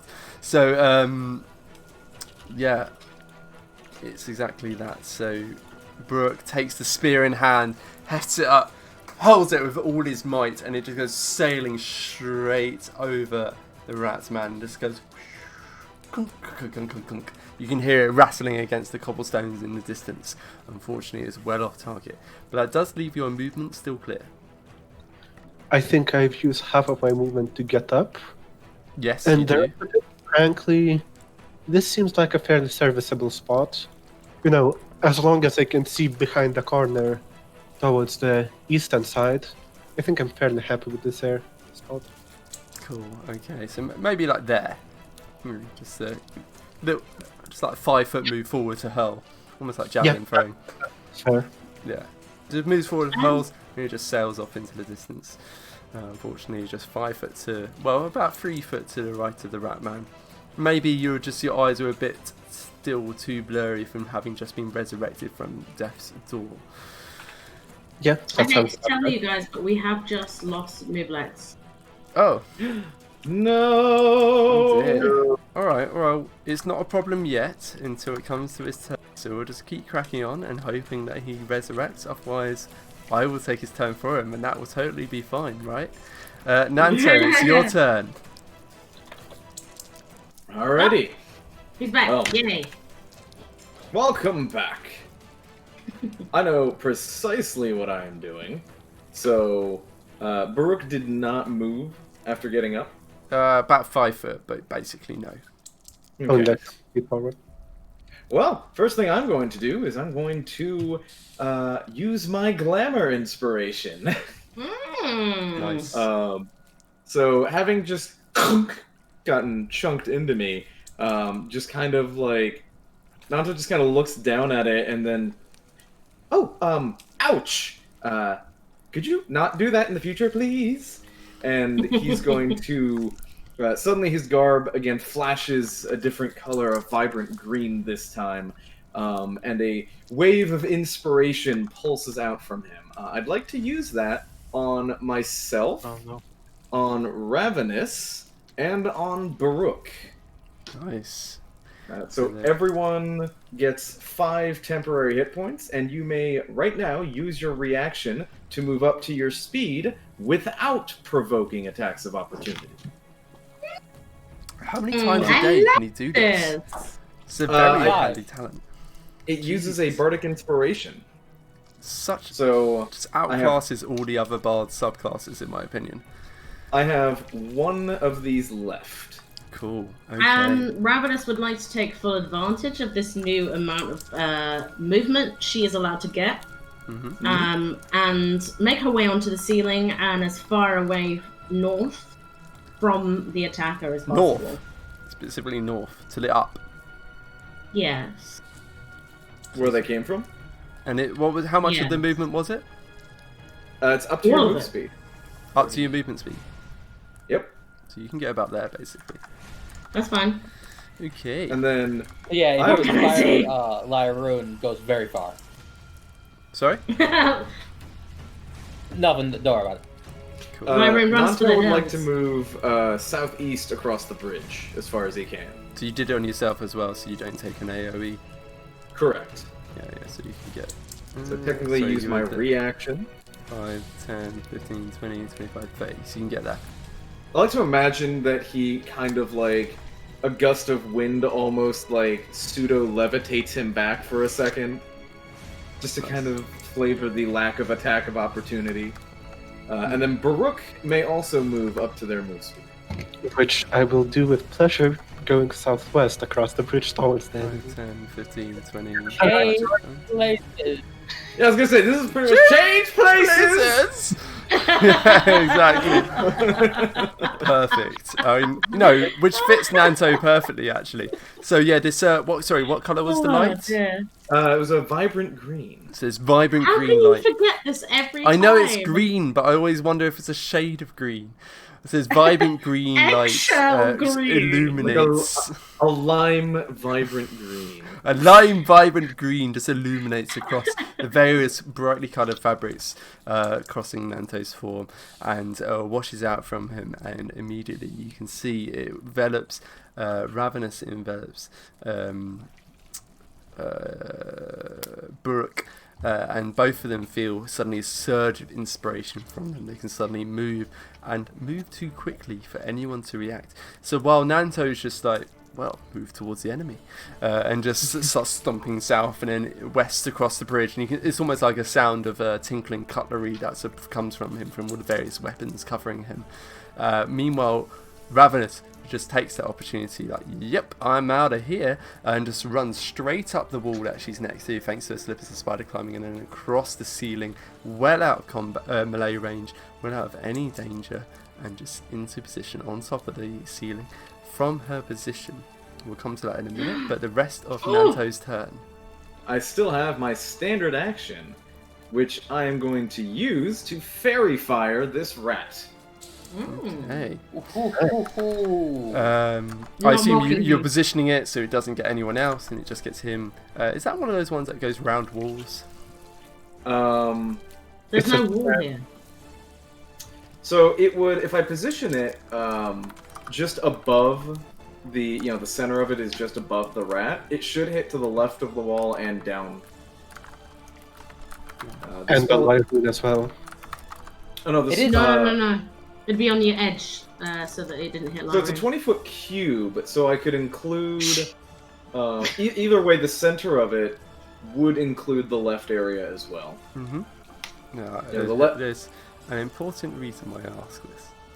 So, Oddly enough, it also Because hits there are all evil objects. people around the corner. Yeah, so like I can't draw on the map, but like yeah, no, I get Yeah. you. I know exactly what you mean. So Yeah. yeah, basically So the would bottom hit to right, the left. the bottom right corner is where the rat man is, and then the rest of it's to the northwest of him. Yep. So that's the end of your turn, right, Nanto? Yep, there's a DC 13 dex save. No, that's right. I've worked out the results already. I'm going to explain it in a second. Oh, So Ravenous, as I say, took to the ceiling and started running to the dear. north. Sorry, And so she has a perfect vantage of what happens next. So as I say, Nanto, it's a tealy green is your fairy fire, right? Yep, and he's going to yell out, "Let's make this a little more fun, shall we? Glitter bomb!" And this glitter bomb just explodes just behind, about 10 feet away from the rat man. And it's sort of tealy green dust just flies out in every direction, splatters across him and paints him in a bright teal green light. He is lit up by the fairy fire, and from Ravenous' position she can make out there is a second rat man. Another rather muscular one who had been approaching the fight and hadn't quite reached it in time, and he'd actually been running as fast as he can, but he just got this far. You can see him, he's at a dead out sprint, and it just washes over him, and he's brightly lit as well. Both are hit by the fairy fire. Both rolled a nat 6 on their saves. Oh dear. Good move, fairy fire. I think it's one of the most underrated spells in D&D. I wish more people did it. I love it. It gives advantage. It reveals invisible people. It's just good. It's It sounds great. Spell. It's an amazing thing as long as most of your party is using attacks. Mhm. If you have a bunch of spellcasters, it does Yeah. far better. If you got DC spellcasters like my one, then no dice. So that's the end of That's Nanto's turn. That brings us to the rat and the bandit. No. Wait, rat and bandit? I thought you said they were at the end. No, the reinforcements at the end. The rat man and the bandit. So the bandit captain is dead. The rat man, who had been I'll running dodge it. away, Right, okay, I get you. he is now no longer compelled by the suggestion spell, and he regains his senses. So he had been told, to not attack Brooke, and so he had resolved to just run away because there was really no point in him trying to do much else. He is no longer compelled by the suggestion spell, and so he comes to a skidding halt, particularly after he hears the familiar sound of his leader running into combat. The familiar sound of those moon sickles, or whatever Miale had informed us They about. are Kopesh. Kapesh! Kapesh! The 20 pounds of Kapesh's singing into combat. So he turns around and starts sprinting back. So 5, 10, 15, 20, 25, 30, 35. Right, no, 30 feet. Now, from his position, he's not really able to see anyone other than Ravenous, and she's on the ceiling. Fuck. He's ranged. He has a hand crossbow, as you might remember. Now, he didn't have much luck with his hand No, crossbow he's been last time. notoriously bad with his hand crossbow. Effective crossbow. I seem to remember in swearing quite a lot and having to I'm re-roll. so hoping that there's poo wedged in the mechanism and it's just not going to happen. Who would have guessed that putting the crossbow string into water is not doing great things to it? Yeah, you'd think it would warp the wood, so he should totally have disadvantage on every shot. Yeah, you'd think that, wouldn't you? What's your AC, sorry, Ravenous? My AC, I believe it's 14, but let me just check that. 15. Okay.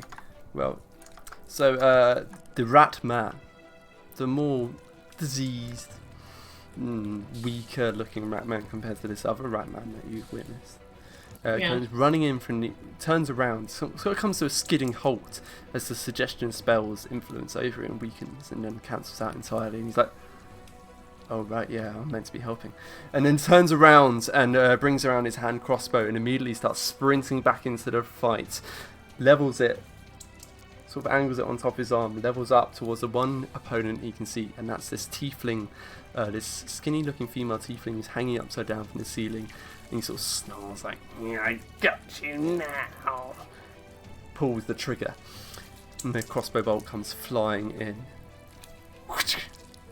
sticks right into your back. You are unaware of the bolt coming towards you, your attention entirely focused on the battle in front of you.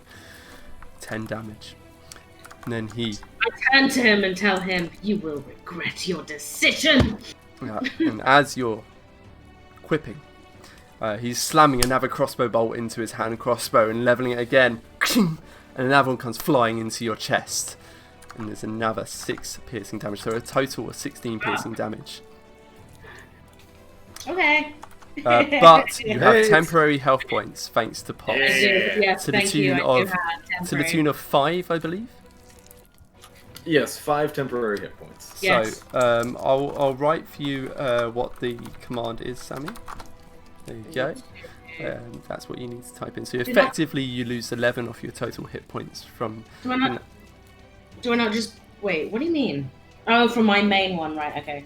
Can I not just do it on D&D Beyond? No. No, because it won't pull through. So we need to see it here.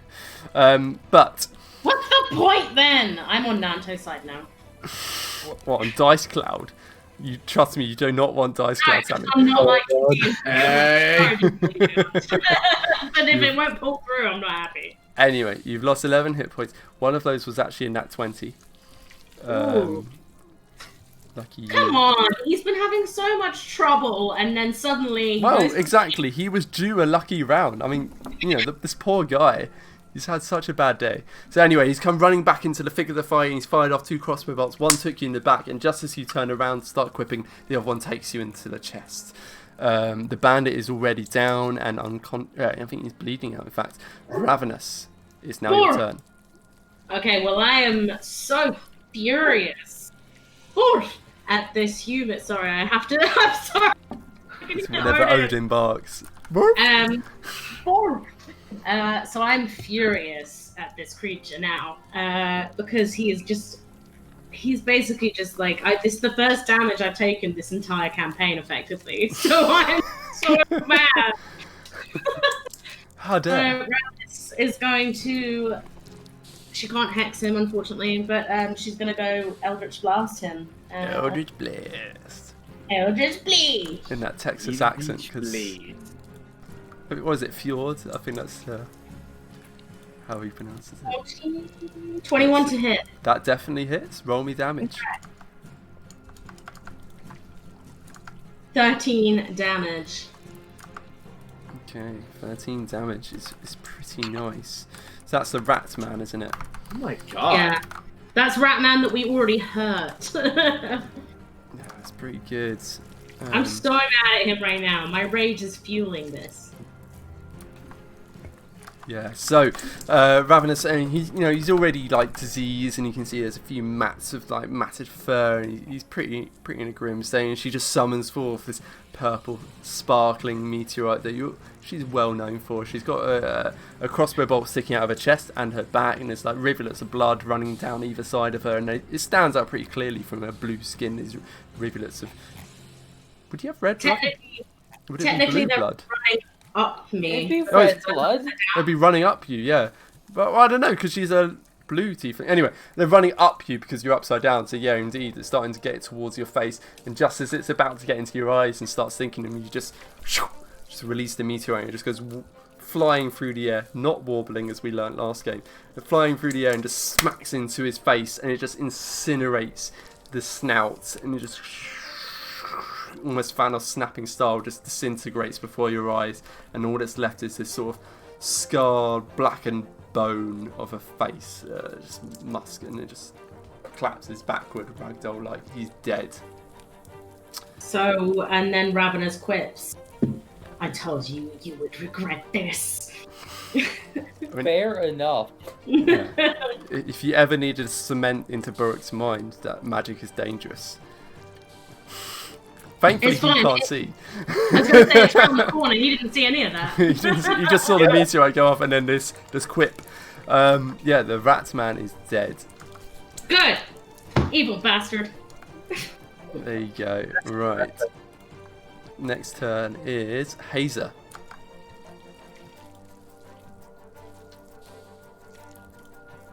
Okay, so let's see. That guy is there, right? The guy fighting Burrock. Yes. So yeah, the only combatant that you can see is this one to the northwest next to Lyroon. Splinter. Okay. Splinter, yeah. Splinter, yes. Let's see. Although Ravenous saw another person approaching, but she didn't actually say anything to the rest of you, so you aren't aware. All you heard me say was, pew! I told you you'd pay for that. Okay, so let's see. Have that guy. Wait.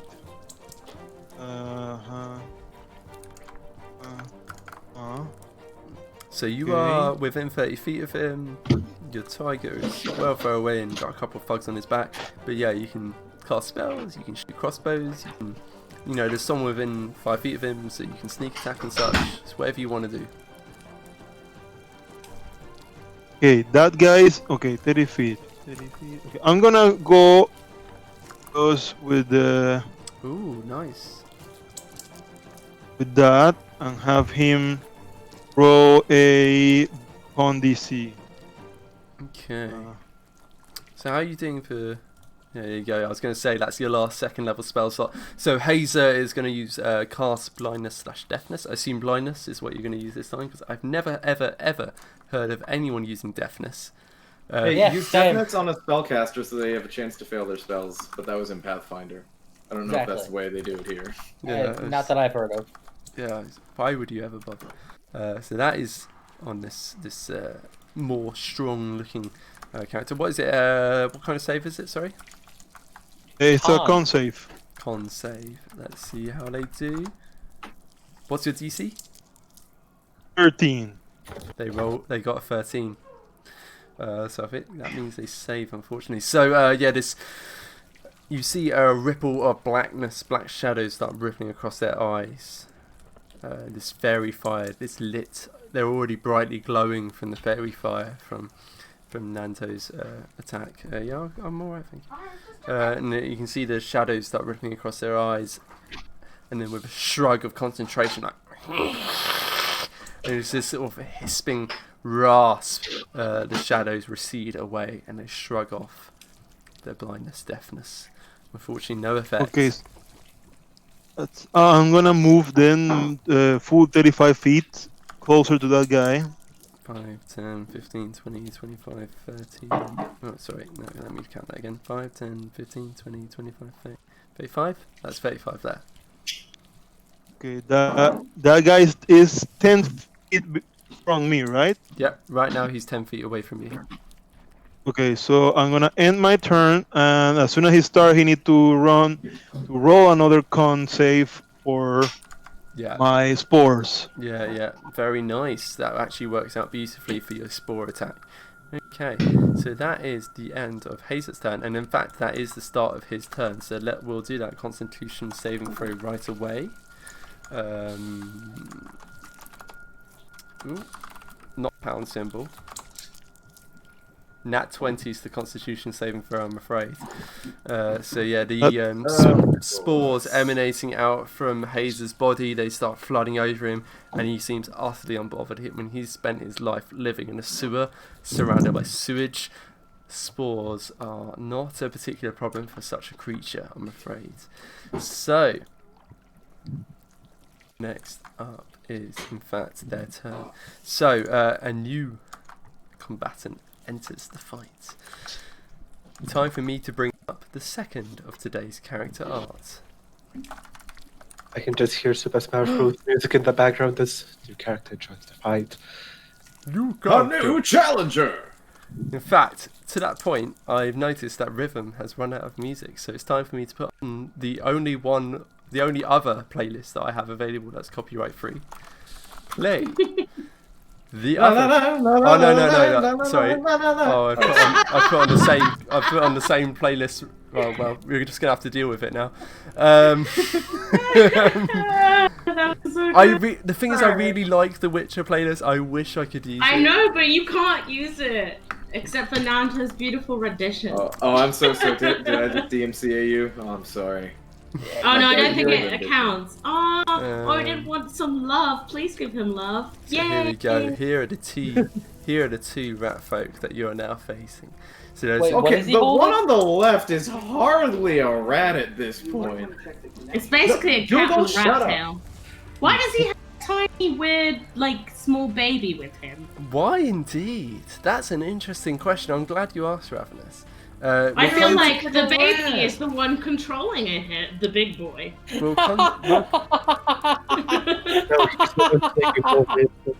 We'll come to that in a moment. First of all, is the Moonsicle rat person. So let's see what happens on his turn.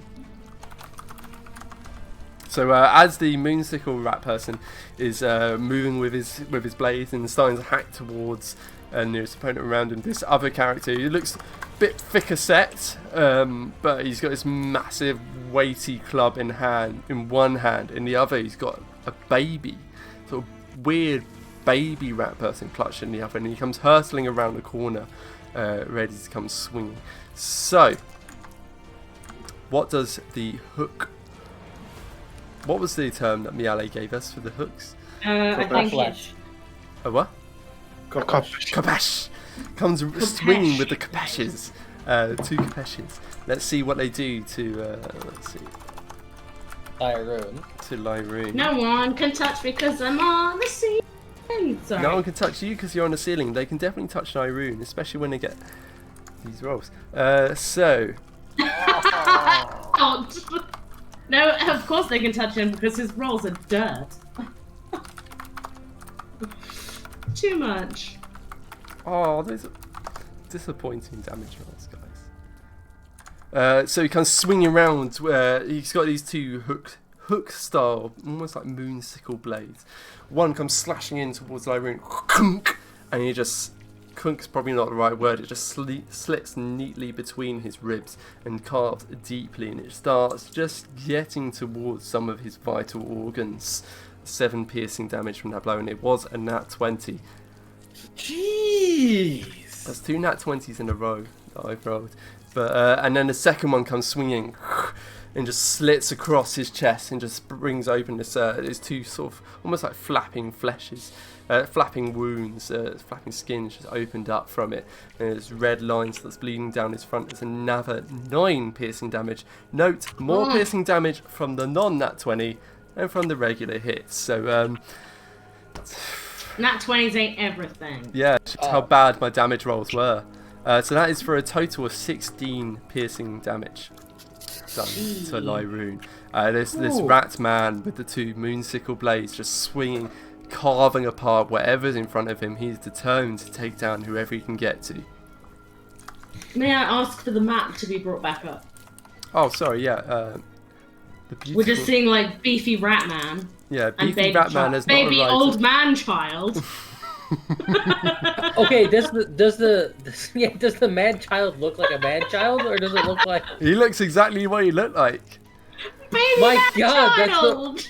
that's oh God, oh no, I know what it is. Oh god! no. It Don't bit a want to. gnome instead of a human. I know. No, because it's a baby rat man child. No, it's a Okay. man. I'm guessing that it is a tiny. It was amazing. When a baby rat child appeared, suddenly our reaction is, oh god, no. My guess is this geriatric form of a baby is actually the mastermind behind what is controlling the beefy rat man who looks a bit like a cat. That's just my theory.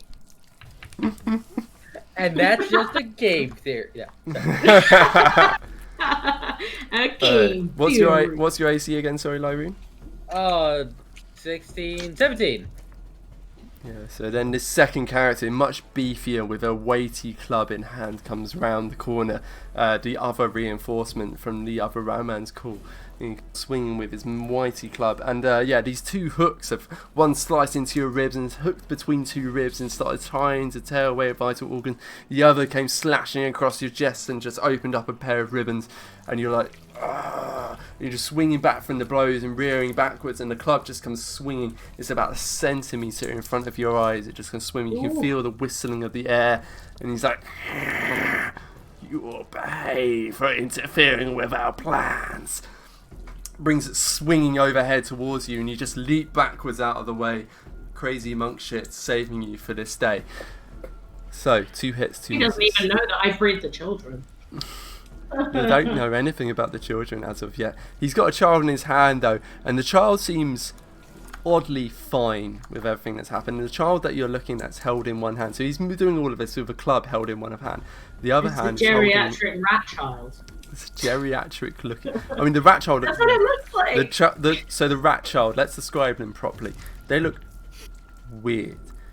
What looks like was once a human child, but it seems to have like tufts of fur coming out of them, an elongated snout starting to form out of their flesh. Oh, I And, don't Oh, know. I hate everything. Me too. I'm not happy about this. Like elongated teeth that don't quite fit their yet elongated snout, my God. poking out They're from their lips, and They're making rat babies! a reasonable Ew. conclusion to reach based on what you're seeing. And They're that is the turning end. kids into rat people. That's not okay. I mean, Heroic. we broke Vlad. What happened? It's too bad that joke. Yeah, suddenly the non-lethal is just lethal. Right, so next up is Ravenous. Okay, well, Wait, rabbits? Well, that was the. Oh, sorry, no, it's rat reinforcements term. So next up is Lyroon. Sorry, yeah, correct. You are Lyroon. You're Excellent. up. How do Cool, you react? awesome. Yeah, so, don't have any healing, so fuck it. Anyways, Fuck! and then just gonna roll another d20 because it's advantage. Awesome.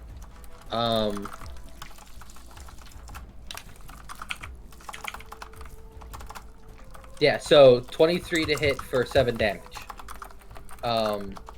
A kick. And then another attack for a bonus action. Hell yeah. Yeah, well, I've got lots of attack rolls coming through. I've got 23 to hit, I've got 10 to hit, and I've got 28 nat 20 to hit. Advantage. From the fairy fire. Good point. Right. Right, gotcha. Oh, that is very tasty in which case. Let me add this. So yeah, so Lyroon leans back, does a kick, and then just continues with a forward push right into the face. Awesome. So Lyroon's taking none of this nonsense. This is all directed towards Sickle Blade, correct? Sickle blade. Yeah. So just comes in with a kick, bam. Just knocks his knee inwards. It's a horrible crunch of bone giving way before it. That's 23 to hit, 7 damage. It's pretty tasty. What was it for the nat 20? Sorry. So after the crunching knee kick, then just go straight up. So like an upper kick, Yeah. not an upper punch, but an upper kick. Yeah.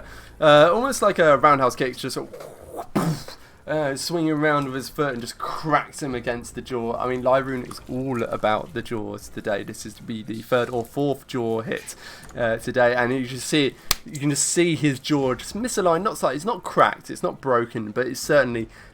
Rats aren't meant to have jaws that misalign, and that is what's happening right now. And you can see. Sounds a little bit like a dislocated jaw, but okay. He's collecting jaws. Yeah, he's collecting jaws, and one tooth comes flying free. And you can see he's looking very, very unhappy about this. He's snarling with fury, and his eyes just promise retribution. You will witness the curse.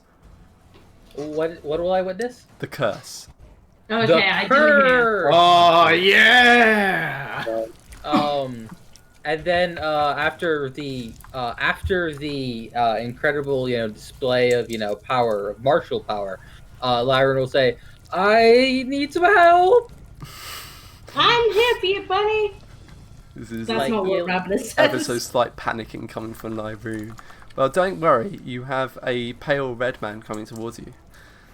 I believe that's the end of your turn. Pale hobgoblin. Yes, that was my turn. Yeah. I more mean healing help. You have health potions on you, Yeah, Lyra. but those are valuable. Those are great for middle of combat So, as well. meta-wise, a healing potion costs 50 gold pieces. No. A healing potion costs 20 damage because it takes an action. Well, Oh. also that. Wait, what? As in, if you use a healing potion, you're not punching. Mm. And since Right. they have advantage right now, it's always better to punch. Always punch, always. Yeah. Heal after the damage is done. So, Buruk.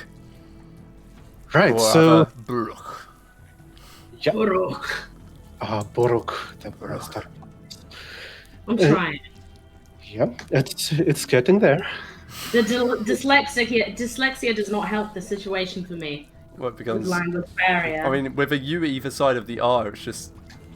Buruk. Nothing about this with some other friends that I'm gonna grab a soda.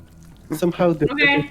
managed to, of all the letters that you could have silent, they managed to make T silent. It's now there is just an awkward pause in the word, and you have the Great Britain. Where Oh, Great- that's Great Britain. that's a Northern Britain. British accent. So when you say "t" instead of "the," yeah. So the band the it's "t's." Anyway, let's That's Northern. He was saying it was about like Great Britain. The T. Britain. The I mean, that's- T disappears. Great Britain. I mean, that is the Essex accent. That's where I'm from. So in it. But anyway, let's take Buruk's turn in the interest of expediency. So, I would finish crossing the bridge once I get to it, and given that the spear is already clattered somewhere far beyond on the pavement, I do need to grab at the other weapons. And as it happens, a bit back, I'd say, about 5 feet backwards from where I am, because as it happens, the weapon that I do grab is a glaive. oh, And that's quite useful, given that I don't really need to be all that close to the opponents to. yeah, very nice. So a glaive has ranged attacks, so you're able to attack without having to be within 5 feet of your enemy, which is very useful when you have no health left. Let's see how you stab. Yeah, let's see how I stab indeed. Did I never import? I think I never imported that I have a glaive. That's alright, just give me a d20 You got and your we'll work out the advantage? rest. Yes, 2d20. I see that advantage. Oh, from the fairy fire, very nice. That will be. Nope, that's Oh. wrong because 8 So It's or 8. 13. So Yeah, so- 13 to hit. That does hit. Oh, in that Surprisingly low AC on the boss characters. case, I'm going to go for 9 damage, which should be slashing, but for all intents and purposes, I'm just stabbing him with a pointy end. So, assuming that doesn't change anything meta-wise, might as well be piercing. Yeah, it's exactly the same. Okay, that's your turn. Indeed, it is. So, So- The help the rune wanted, but it's the help that he got. It's the help that you get. So Burrock comes charging in with this glaive, which is I think a glaive is basically an axe on the end of a big wooden pole. Is that right? So, essentially, a long wooden pole with anything that's not a spear point at the Yeah. end. You have glaives that basically end in a sword, ones that end in an axe, more or less, a pike of sorts. There's Wow. variety. Let me ask you, Burrock, how does your glaive end? I'll need to find a picture, but it's if you've seen some of the more Eastern movies, in some cases they have what's essentially a sword at the end of a long haft. So I follow Baruch. Perfect. I follow Burrock. Thank you, Larry. Oh, You that's have my spear. cuts And too. my- Those cuts too deep. So yeah, it's slices a clean, narrow slit straight across the moon sickle holding Ratman's flesh, and you just see another rivulet of blood start pouring down his front. Very nice. That is to the tune of 9 damage from a only what was it, a 13 to hit, and it still hits. So you can tell these aren't particularly hard to hit, but they seem pretty hardy. Interesting. Okay, so next up in the initiative order is Nanto. Wonderful. Okay. So Lyron took a big hitting there. Just to confirm, the other guy is carrying the man-child baby rat into battle. Yeah. He is indeed, and so far he doesn't seem to have done much. He's just holding in one hand while he's clubbing away with the other, and the man-child baby seems to be just sort of watching in vaguely curious interest. It doesn't seem to be participating, more just watching. Okay. You could say learning. One might Yeah. say. His initiative hasn't come up yet. He's gonna cast Fireball. Oh, great. You need to think bigger. Firestorm. Have you seen that scene in Inception where a guy is firing from some gun, and the guy nearby just says, "You need to dream bigger," as he readies up a rocket launcher. To be fair, Grenade it was a launcher. grenade launcher, I believe. It was. Thank you. Yeah, it's been too long for me. All right. Well, nobody is down at the moment, correct? I don't think I heard anyone go No down. one's Lyron down, just no took, one's- like, 16. Yeah, I mean, it's definitely hurt people. Like Brooke, Yeah, I'm he down doesn't to look 16. great. Ravenous is down 16 health. Lyrene's down a decent amount of health as well, but no one is unconscious. You got 2 rat men, both seem pretty determined on removing limbs from bodies. Ah, great way to put it. They're not. They don't want to kill us. They just want to remove the limbs from the bodies. Right? I mean, how else That's are you going to it. feed your rat child? You know, Your old man rat child. you're completely Oh, The right. geriatric child of ratness. Oh, maybe he's in charge. Who knows? So, That's what I'm saying! Alright, Don't so- trust this boy! what does Nanto And- do? This And just making thing. sure, the guy on the right, he's making 2 attacks. The guy on the left, he only makes 1 big club swing, right? No, they both make 2 attacks. No, Ah, son of a bitch. yeah, they both seem to have done the same. So the big club swings, he's just moving one hand up, bam, bam. The guy with the moon sickles, he's going out at the same time. Got it. Okay. I'm trying to think who I need to mock more. No, it depends, yeah. So one's more damage Depends than who the other. looks stupider. They look about the same level as stupid. To be fair though, you have 3 targets. You could mock the child. Oh, you could mock I the could child. mock the child. Depends To what be impact that fair. would have on their... Definitely. To be definitely fair, mock the that is what child. we have been doing this entire time. Is Literally, mocking the it's been child. like, oh, small child, you look like a geriatric human. whoever rolled the pig is, they said finger food. I assume they're referring to the child. But, Nanto looks at the child and says, "Oh, you look like the cross between a horrible amalgamation of, well, I don't have the words to describe how ugly you are." so It's you are basically- going for the child. No, it's a joke, it's a joke, it's a joke, it's a prank! It's basically like a child of that looks like Uncle Iroh mixed with a rat. So That is what question, it looks like. If I were to try and telekinesis the Kopesh rat into the water, Would they be able to make attacks like easily from down there, or how would that work? So let me just have a look. So how far is the movement as a result of telekinesis? It's 5 feet, so I could do him diagonally away, so that he'd have to like walk up or something. I don't know. So they would easily be able to use their movement to get back into the thick of things. It would be more a case that they would get a Constitution save for falling into the poop water. Okay. Would our team get any bonus for hitting someone who's in the water or not? Oh, definitely. Oh, definitely. Well, he already is but fairy you already fired, have fairy so- fired on both of them. Yeah. Yeah. Okay. I'm just going to mock the. I'm gonna mock the club guy. I think. Mm-hmm. Actually, no. He's higher health. I'm gonna mock the hurt one. Okay. Um. That's a wisdom save, right? Yeah. So I'm going to. Suggestion for one of them to attack the other. No, because I'm concentrating on fairy fire. Yeah, fairy fire, schmairy fire. Fairy You just fire went is over how amazing. good of a Fairy spell fire. it is. Oh my god. We'll see Oh if you think my it's. god! We'll see if you think it's Schmerry fire when you make your attack. Oh wait, Okay. you already did. I did. So, So I would like Um, to mock the injured one by yelling out that it's like, "Oh, I've been hit by you, and must say, you hit like a turtle dove." alright, let's have that 1d4 damage. Oh yes! That is 2 damage. points of psychic Oh, there damage. we go. So the one with the 2 twin moonsicles in hand, you can hear this insult ringing out from the Warforged across the way, and you hit like a turtle dove, and you just see his shoulders just sag slightly. He's like, "Oh, I'm doing my best, man." 2 psychic damage done, and he had disadvantage on his next attack. Is it next? Oh, is it all attacks or just next attack? I believe it is just next attack. Just his first next Yep, attack. the He has next disadvantage. attack roll it makes Cool. before the end of its next turn. Cool. There we go. Okay. I've noticed that the music has run out, so time for me to activate my other.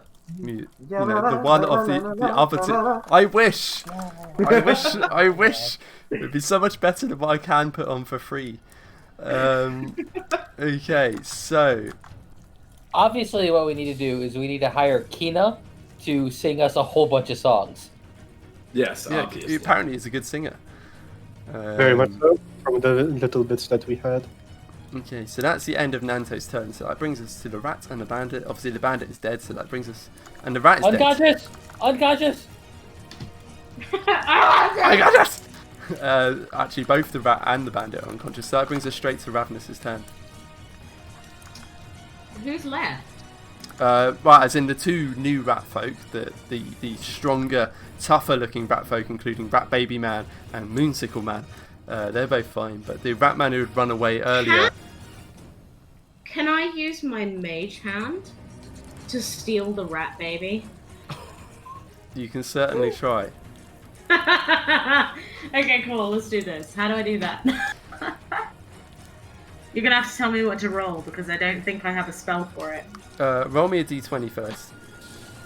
And we'll determine if I need to bother trying to work out what modifiers would go on Rat Baby stealing. I got a 10. No, that Roll won't for be baby sufficient. stealing. Yeah, that won't be sufficient. So, yeah, the spectral hand start reaching out towards the baby and tugging at one of its feet, and the rat man just looks up towards it and is like, no! No! Brings it towards him. My Benjamin Button! That's your action, I'm afraid. Oh shit, okay. Can I move a little further to the north to try and get a bit out of their sight? You can, but you go off the edge of the map, so it's annoying. I'll do it anyway, just to piss you off. Oh, isn't There that you what love is? Well, the way I'll display it is you're True barely love. on the edge of the map, but you can just about see. But yeah, effectively you move out of their visual range. Basically, I want to. Am I okay? So I'm Yeah. in advantage if I Yeah, want you'll to. get. Okay. Well, you already had advantage because they're fairy fired. Oh. So they're glowing brightly from Nanto's fairy fire. They're both running, glowing a bright tealy green. But yeah, now Yeah, even more. but isn't the advantage that they can't see me, right? Well, it's advantage and advantage. 2 They're both times advantage. advantage. Yeah, I don't think that's a thing. Unless you have elven accuracy, but you do not have that. So, What about Eldritch accuracy? Very Clearly nice. have that. Very nice, but no. Hazer, Damn! you're up, buddy.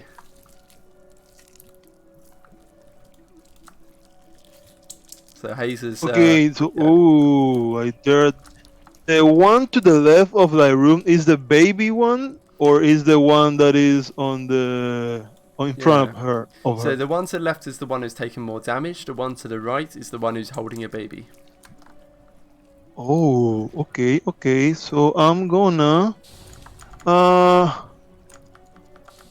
question. My rapier was dropped before, right?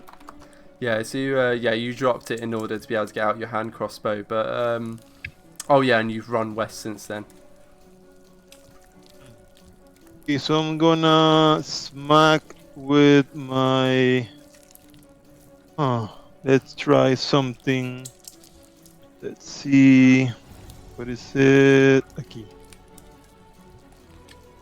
On the Alright. guy that. Yes? I was just gonna say, I think when you were running west, it was. I think last time it was a dash action that you took, and then you were using your spores. So you could have picked up the rapier. That would have been fine. Oh, that's fine. I'm gonna do. Oh, I have an advantage still, right? On both of them, or just one? Both are fairy fired, so both. In fact, I'm gonna colour them in a bright green so you can see that they're fairy fired. Yes. Wonderful. Try this again. There you go. Huh. So I don't think an 11 hit, right? Just misses, I'm afraid. Oh. Sad. That nat one. Yeah. Okay, Well, and then so the 6 as that well. will be my action. I don't have a bonus action available. Well, sad noises. We'll have to skip my turn for now Mhm. and wait until something happens. Okay. So Hazer, his arm starts morphing before your eyes.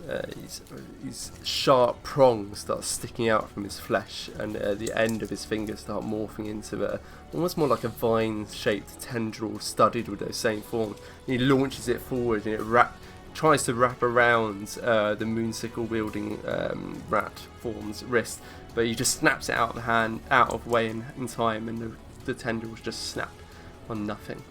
Unfortunately, the form whip is ineffectual. Right. That brings us on to the reinforcements turn. So that is the rat people's turn. One opponent. If both of them are in the same turn, they need to roll. They do. Both need to roll the thing. Constitution saving throws against The thing. Constitution saving throws Yeah, against the spores that are emanating out of your druid. What's the DC? 13.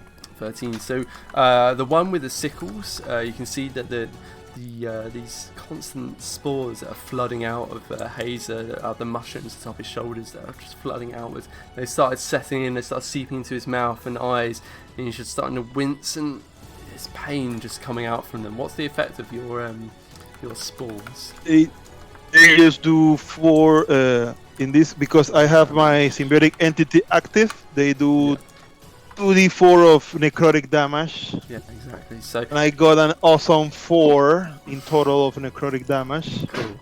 So from his eyes, you can see these black veins starting to spread outward under the fur, and just these spores taking their toll with necrotic damage. The other one, the baby man, seems utterly unaffected. The baby will have to roll again, right? Also Oh yeah, too, right? let's roll for the baby. Poor baby rat. No. Are we necroticing the baby? We are, and it failed. Oh, 4 damage to the baby. So the baby before your eyes, you can see the black veins start wrinkling outwards from its eyes, and they spread a long way out across its face. It's sort of wrapping around towards its ears. Whereas with the rat man with the 2 moon sickles, they just spread out about a centimetre from his eyes. So he's a lot more hardy. The baby seems to be quite affected by the spores. Wait, but But the baby's not dead yet. Not dead, but That is definitely. a healthy baby. definitely I am very breathing. concerned that this baby can withstand that, but go on. That is Oh, it's an old-looking baby. It's got a moustache, like. It's got a mustache! Oh God. Yeah, I don't know if you guys. got Are to we see- sure that's a baby or that's like some kind of mutant stuff? Baby? Yeah, Like, I mean, ¿cómo se you dice? A tumor, like a tumor. I That's a don't think baby. the big man's actually holding him. It's part of his hand. It's him. Symbiotic attachment. Yeah. Just like that. Part Yeah. of him. Ooh, All that right, baby. how much damage am I That blonde gonna take? baby. Remember, the first attack from Sigil Man is at disadvantage. Oh, thank you for that. I will always remind them every time. always that's the disadvantages, never the advantages. Yeah, exactly. No, I'll do both. Yeah, you do, mate. So, And the blesses too. that's on the Moonsickles guy who had the disadvantage, wasn't it? So the Moonsickles guy brings around both and kind of swings towards Lyroon, and the first one, he's swinging forward. He's just not feeling confident. I mean, that really got to him. Really got to him. That insult, and it's just not the same kind of weight behind the blow. And even though it's vaguely on target, Lyroon's able to just smack it out of the way, and the blade just swings clear of him. Yeah, it's not his day. The second one, however, is on target, I'm afraid. So let me just see what the damage is for that. That is minimum damage. So the second one comes swinging. The first one he slapped out of the way. The second one, by that time he still wants to kill this guy. So he comes slicing in, and it just leaves a little shallow gash across his hip. It's 4 damage. Nice. From the second blow. Meanwhile, Baby Rat Man has no such compunction. Benjamin Button, Rat Man. Has no such compunctions. He's got a weighty club in hand. And he comes clobbering in with the club. Wham! Crunches into Lyroon's shoulder, and he feels the bones start to give away under the weight of the blow. That is 9. Wow. And Lyroon is unconscious. Ah! Oh God! You I take- said I needed help. yeah. You have fucking health potions. Shit. And he takes a step forward. Yeah, but taking your healing potion takes an action. He takes a step forward towards the other 2 combatants before him, and he sees Baruch looking in a weakened state, and he's like, I can take advantage. Not just one thing. I just reread my Halo Sport ability, and it says that just one creature. Okay. So, No baby. so the damage. baby, no No damage to the baby, only to the guy that took Yeah. the damage. Cool. Good honesty. No damage to the baby. So he strides forward towards Baruch and just swings around the mace again. Baruch's able to deflect the blow. The battle axe coming forward. Just smacks it out of the way. Thankfully, he is also on death's door, so it's not a good situation to be in. But that is the end of the rat folks' turn. I just need a quick loot, but it'll be Lyroon. I'll need a death save from Lyroon. It's all the Fanta. Don't be it is the Phantom.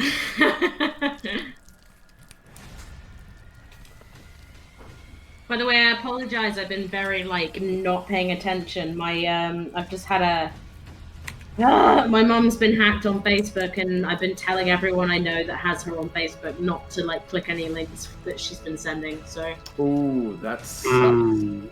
yeah. So I apologize that I've been literally this the entire episode. But it was Sam's parents are her friend. What am I gonna do? Fair enough. Yeah. So apologies, but it was necessary. You are forgiven. Thank you, Sir Nanto.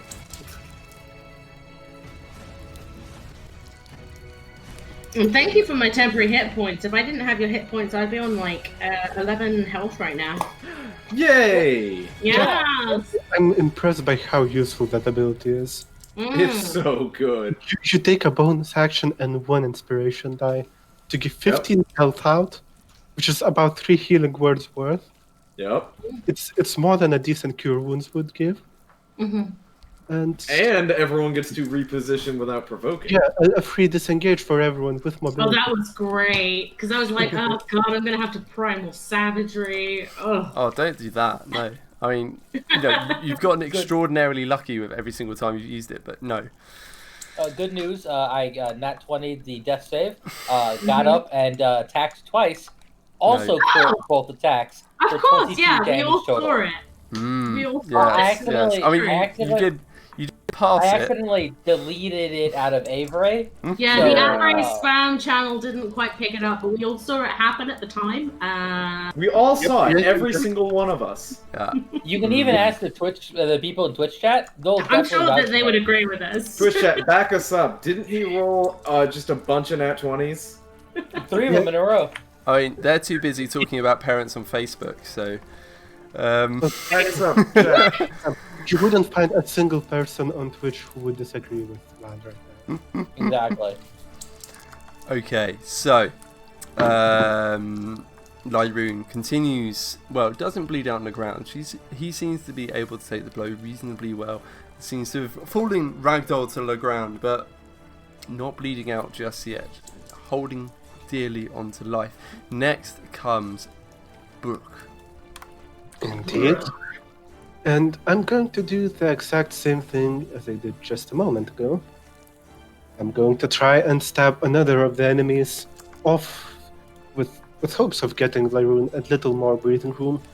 Because, even though he's down on the ground, that doesn't mean that the right people will not want to finish the job. Mhm. So I'm going to go for another glaive attack. They are still under fairy fire, right? Mm-hmm. Yes. So you get advantage to the blow. Which makes it a 15 to hit, which is good That news. hits. That definitely hits. For a 13. Ooh. Very nice. That's on So- the sickle man, correct? It is indeed. Okay. Well, I think we will get him down sooner or later. How Hopefully sooner. how do you want to do this? Oh, yeah! So, and as the first strike seems to have punctured something in his armor, skin, and at least some of his organs look like, he takes a step back and then just takes a lunge forward, putting all his force into the weapon, stabbing it into the right exact same spot as it landed the previous time. And this time with nothing heavy in the way of the strike, it just goes right through the enemy. All to the point of gory bits sticking out through the other end. Exactly. So the blade just punches straight through and erupts out the other side of the flesh in a spray of blood. And you can just see that it's just too much blood loss, there's too much damage taken to too many vital organs, and he just stumbles backwards from the blow. One leg just starts to buckle. It's not quite able to take his weight, and he just flops backwards to the ground and just skids backwards, his head actually resting against the foot of the baby carrying Ratman behind him. Dead Ratman. Just one left of the Crimson Cleavers That we know of. that you know of. So Uh, far. No. That you know of. Well, you seem to have taken care of all the others. So that brings us to Nanto's turn. Okay. So Lyroon is down. So Indeed. as a result, I'm going to, with a twiddling of Nanto's fingers towards the air, he is going to cast Healing Word as little images of butterflies, ethereal and made of some kind of arcane energy, just flutter down around and repair at least some wounds from Lyroon's body. Aww. Okay, let's see how many. 5. Lyron just goes. Yeah. So these tendrils of energy start seeping into Lyron's body, and the wounds covering his form, they just start knitting. Not all of them, by no means all of them, but enough of them to start knitting over. A little bit of new, magically created blood just starts surging through his veins, just enough for him to regain consciousness. His eyes snap open, and he takes in a gasping breath and says, Nothing. It says nothing. Just says the word nothing. Just wakes up. Gasping breath take in. He's then going to point towards the larger one with the club and just say, "And as for you, bringing a child into combat, you are a terrible father." And viciously mock. Vicious mockery. So that's a wisdom save. What's your DC again? Sorry. 13. That's definitely a fail. So yeah, Yes. you can just see him. He looks at the child and he looks genuinely concerned that he might have made a mistake. So it's just flash of psychic pain runs through his mind. And that next attack is Dis. That next attack is at disadvantage. Okay, Ravenous, you're up. So I'm kind of fed up with the whole situation, and I just want this big fat rat dude to die at this point, to be completely honest. So I'm gonna aim for him. Yeah, you're at advantage from fairy fire and from being an unseen attacker. So how do I do that in You cannot. in the Dund Beyond? You just roll to hit, and if it's a nat 20, you roll damage right away. If not, you just roll to hit again. Okay. Just roll to hit. I'm doing it. Jeez, calm down. Wow, that seems like a serious downside for D&D Beyond. Wow. D&D Beyond's great. Shh. Okay, I got 12 to hit. What did you get? Also, it's D&D Beyond. You get well, roll to hit again. See if you get a nat 20. Oh, 22. Not a nat 20. So roll damage.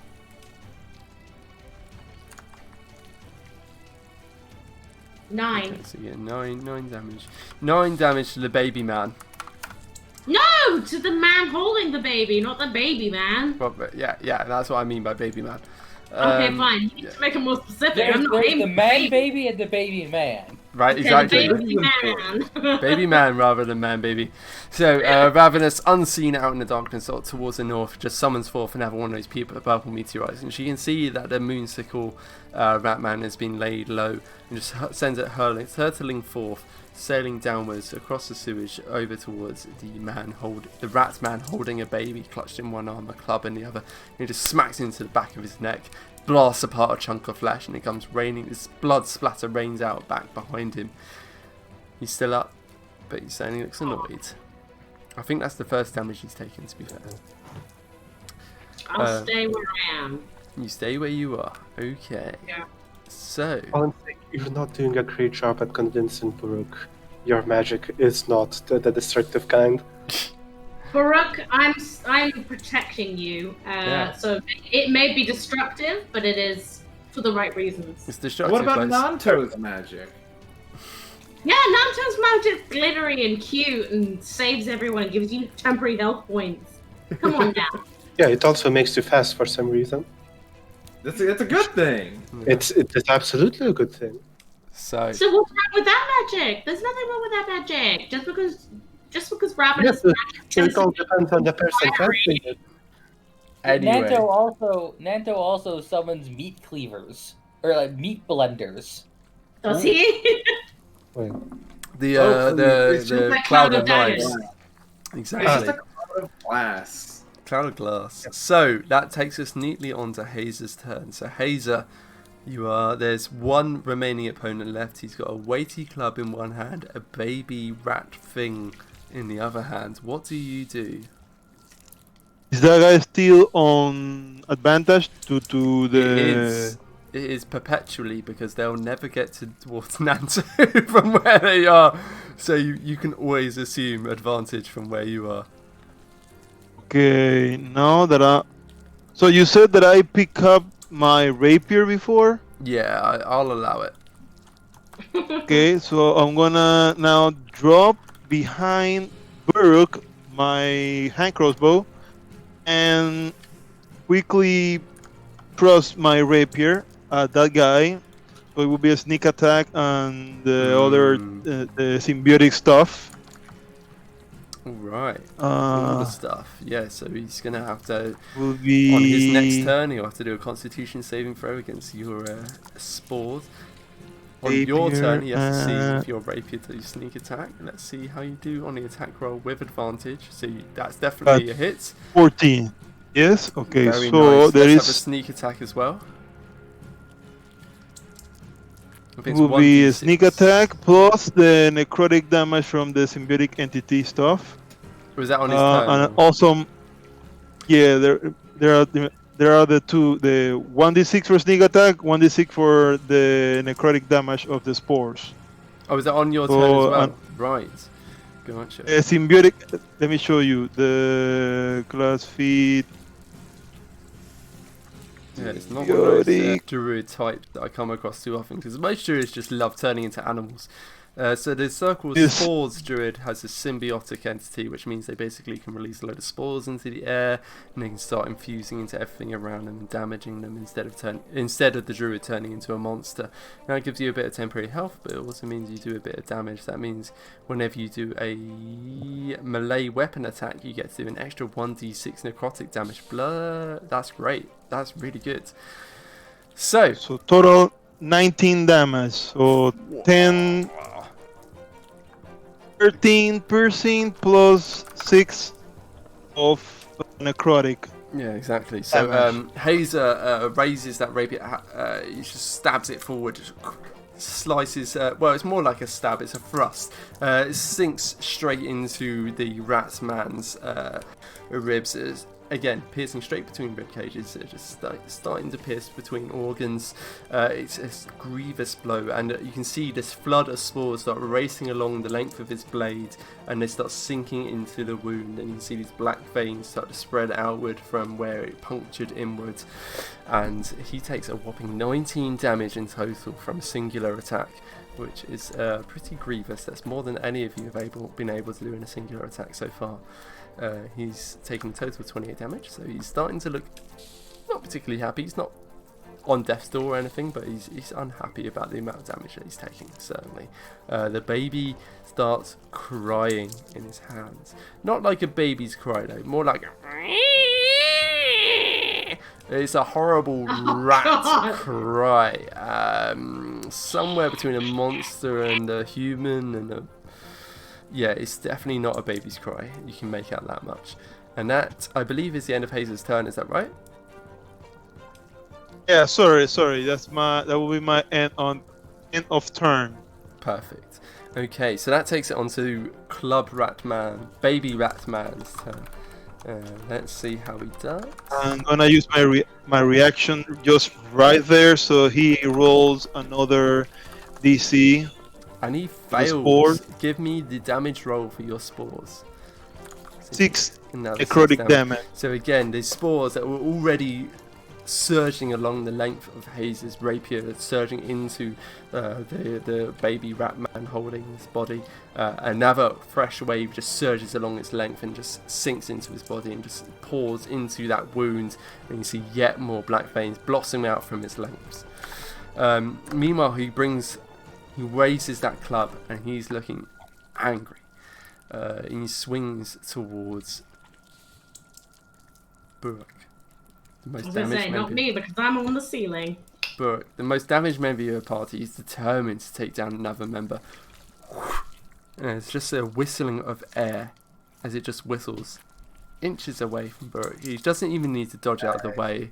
It's a poor swing. It's a wild swing just out of desperation. And he just snarls, swings it overhead towards him, and Burke's able to bring up his battle axe and just hold it back in place. And you can see the muscles of his bicep flexing as he holds back the blow from him, but he holds it back. Nice. And now the rat man looks desperate. Oh dear. Damn right he is. As you should be. And he resorts to desperate measures. Uh-oh. That doesn't sound very good. The other hand, that until now has just been clutching this baby. He just drops the baby on his head and... No, I'm joking. Oh, he's gonna throw the baby at me. Oh, God! Don't throw the baby. With the Kitty, bat you're- went into Come the on now. sewage. Kick the baby. kick the baby. Don't kick Don't the baby. kick the goddamn baby. And he, I don't think I've seen where that's come from. so he's like, misses Burke. Burke deflects the blow. Hook! And just throws the baby full in Burke's face as he's busy deflecting the blow. Wait, I thought I was shot. And this rat baby launches, and so it has baby-sized proportions, but as you saw from the depiction of the image, it has hair on it. It seems to have a moustache. It doesn't seem to be quite like a normal baby, and it certainly has the aggression of something not quite like a normal baby. Its mouth snaps open as it's flying through the air, pointed, sharp, rat-like teeth ready to bite down. It just launches towards Burke's face and starts gnashing it away. You take a total of 8 babies of damage.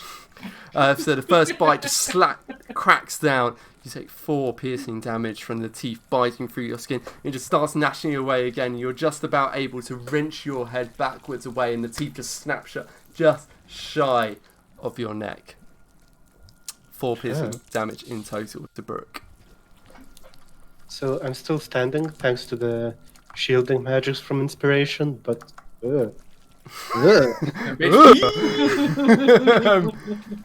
Okay, a new combatant has entered the arena. Lyroon, you're up. Awesome. So Lyroon is currently prone. So as I'm laying there, like back against the, the cobblestone, like sit up, put, legs under and kind of like launches upwards. And as he's launching up, does a punch to, like the hip, and then just does another to like the armpit. Getting those nice ouch spots. Okay, let's have a. Looks like Rhythm got used up all my music again because I only have 2 playlists. Incidentally, if anyone gets a good copyright-free playlist, I'll gladly welcome it. But I have just. Please give, thank you. Please give. Donations welcome. Sponsor. That hits. I assume on the man rather than the baby. Right, on the man. So that's 8 damage to the hip, and then bonus action. Barf! Bonus action, Borf. Definitely And hits. just right under the armpit, just bam! Like, right in that area where it's really gonna hurt to just move that shoulder. Okay. Non-lethally. Non-lethally. So, Lyroon, despite this man resorting to baby launching tactics, still determined to No, especially because he resorts to baby throwing.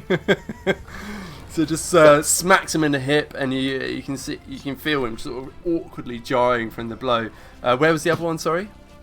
Hip and then armpit. Armpit, and just swings a fist upward into the armpit, and you can just see his arm just sort of.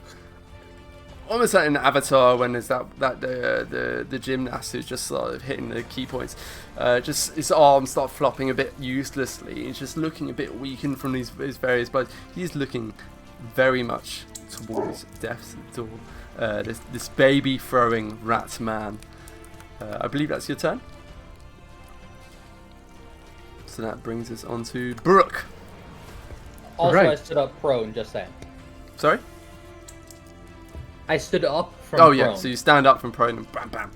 Yeah, and then it's Brooke's turn. So I'm going to need to know a couple things about this new biting menace on me. So, is the baby fairy fired? Ooh. Let me roll. Would the baby have been fairy fired? He was in the area. Yeah, the baby nat 20, the fairy fire. Baby fire. Ah. So baby he's fire. So he's the only dark spot in this whole shining area. Exactly. And secondly, what are my chances of just throwing it back at the returning it to send us? I mean, it doesn't. It seems to be intelligent enough to work out what it wants to bite. So you can throw it back, but it doesn't mean it will bite at what you throw it. I suppose that also applies if I throw it into the sewage. You can throw it in the sewage. You can see what happens. Oh my god. I mean, it's a baby, so it probably can't swim very well. I mean, right now I am almost being chewed to death by this thing. I might just take the risk and try and toss it into the water. Go for it. It's a smart move, to be honest. What would you like me to roll for that? Oh, just give me an attack roll for now. Oh, okay. That's going to be strength. Does proficiency apply? Yes. That's going to be 19. Easy roll. Let me just see how it does. Yeah. So Brooke, its rat baby has been thrown at him, and it started gnashing towards him. Managed to get a successful chomp at his neck, and then the second chomp, he just wrenched back his head in time for the teeth to just gnash close just short of him. And he's like, "No, not that," and just launches it over into the water, and it just goes sailing through the air a good 15 feet, and just goes bloop, and just starts sinking into the poopy water. This rat baby. I add one more detail. If possible, I would be throwing it over the bridge, so towards the southern part of waters. Okay. For now, I'm going to use the other rat person's icon because I didn't have one ready. 5, 10, 15. For the rabies. So yeah, I think basically it gets about there. Is that about right? Is that what you had in mind? Yeah, that sounds fair. Sinking into the water. Also, petition to rename it to a rabies. It's a rabies. Permission given. Rabies starts sinking into the water. It's a baby. It's a rabbit. And it probably has rabies. Nanto, it's your turn. Oh my god, so he just chucked a baby into the water. You know, weird, like a baby. Old man mutant baby, but Right. still a baby. Yeah, it's questionable. And you know my quest by now. There's moral dilemmas left, right, and centre. But this is a baby with a moustache that bites at people. But anyway, it's Nanto's turn, and there's a big guy biting, and there's a baby sinking. Oh my god! Wait, is the big guy... So the big guy is biting now? He's more stabbing so far. Okay, I just wanted to make sure we're... Stabbing with a club, got it. So Well, yeah, sorry, clubbing, I should say. he's clubbing. He's having a Ratman goes right clubbing. now. Alright. I'm Got some going serious dance moves. Yeah. going to once again look at this man and just kind of like, oh my goodness! If you aren't already a terrible father, throwing your child is surely not the way to parent. And definitely vicious mockery. I don't give a shit about your parenting advice. He succeeded? He succeeded. As the saying goes, don't take advice from people you don't take compliments from. Ooh. That's a good thing advice. that I've never heard That's- before. that's- Damn, I've never that. heard that before. You know what I also haven't heard? Sammy, it's time. Aw. Fanta or Coke? Fanta, definitely. Fanta! I need to pee more! I need the Fanta! I need the Fanta! Require more Fanta for peeing. Okay, you see how Alright, the cat so- immediately takes her chair though? Yeah. Did you see? Is it on there? Yeah, he ran off as soon as you left the room. Okay, so Nanto, your vicious mockery was not sufficiently vicious. He does not care about your questioning of his parenting skills. Oh man. That leaves So your bonus action. Yep, that was my normal action.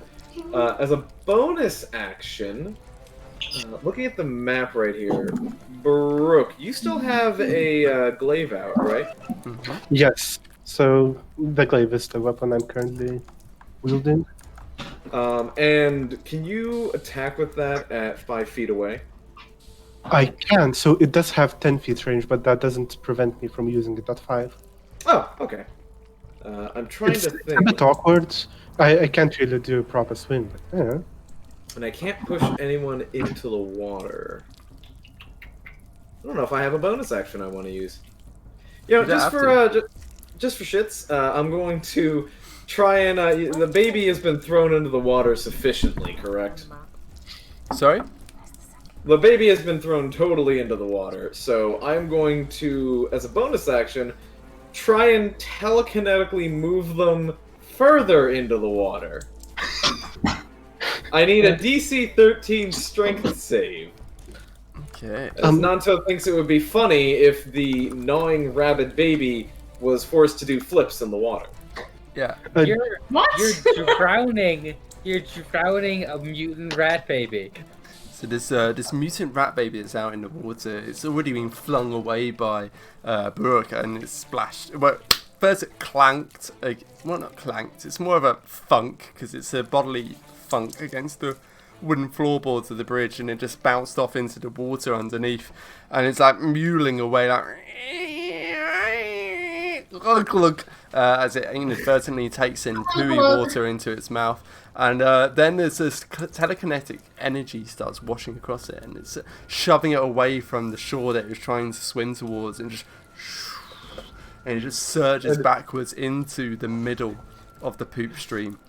He's going to say, no, that's a terrible father. You don't want to go back to him. You're just putting that raby through a power washing cycle. Yeah, the rabies is very displeased. Yeah. Oh my god. I mean, I'm just saying this is definitely an abusive father. We don't want this child to go back to him. He literally threw the child. Okay, this is not a safe parent. And now it's Ravenous. I don't think Nanto is a good parent either. Just throw it out there. I don't think he's a parent. Full stop. But he hasn't thrown a baby yet, so he's already a better parent. Not yet. I don't know. Not yet. You did telekinetically move a baby away from the abusive parent. I don't see the problem. I assume away from the bridge as well, actually, so it's probably more like that. I understand the thought process. I think Nanto is being very naively a good person. Speaking of which, incredibly naively. Ravenous, it's your go. Okay, run towards the bridge as close as I can. Okay. Too many windows open. There we go. Right, 5, 10, 15, 20, 25, 30. You can get there. Along the ceiling, I presume. Yeah, of course. And then Mage Hand the baby. Oh, okay. To what end?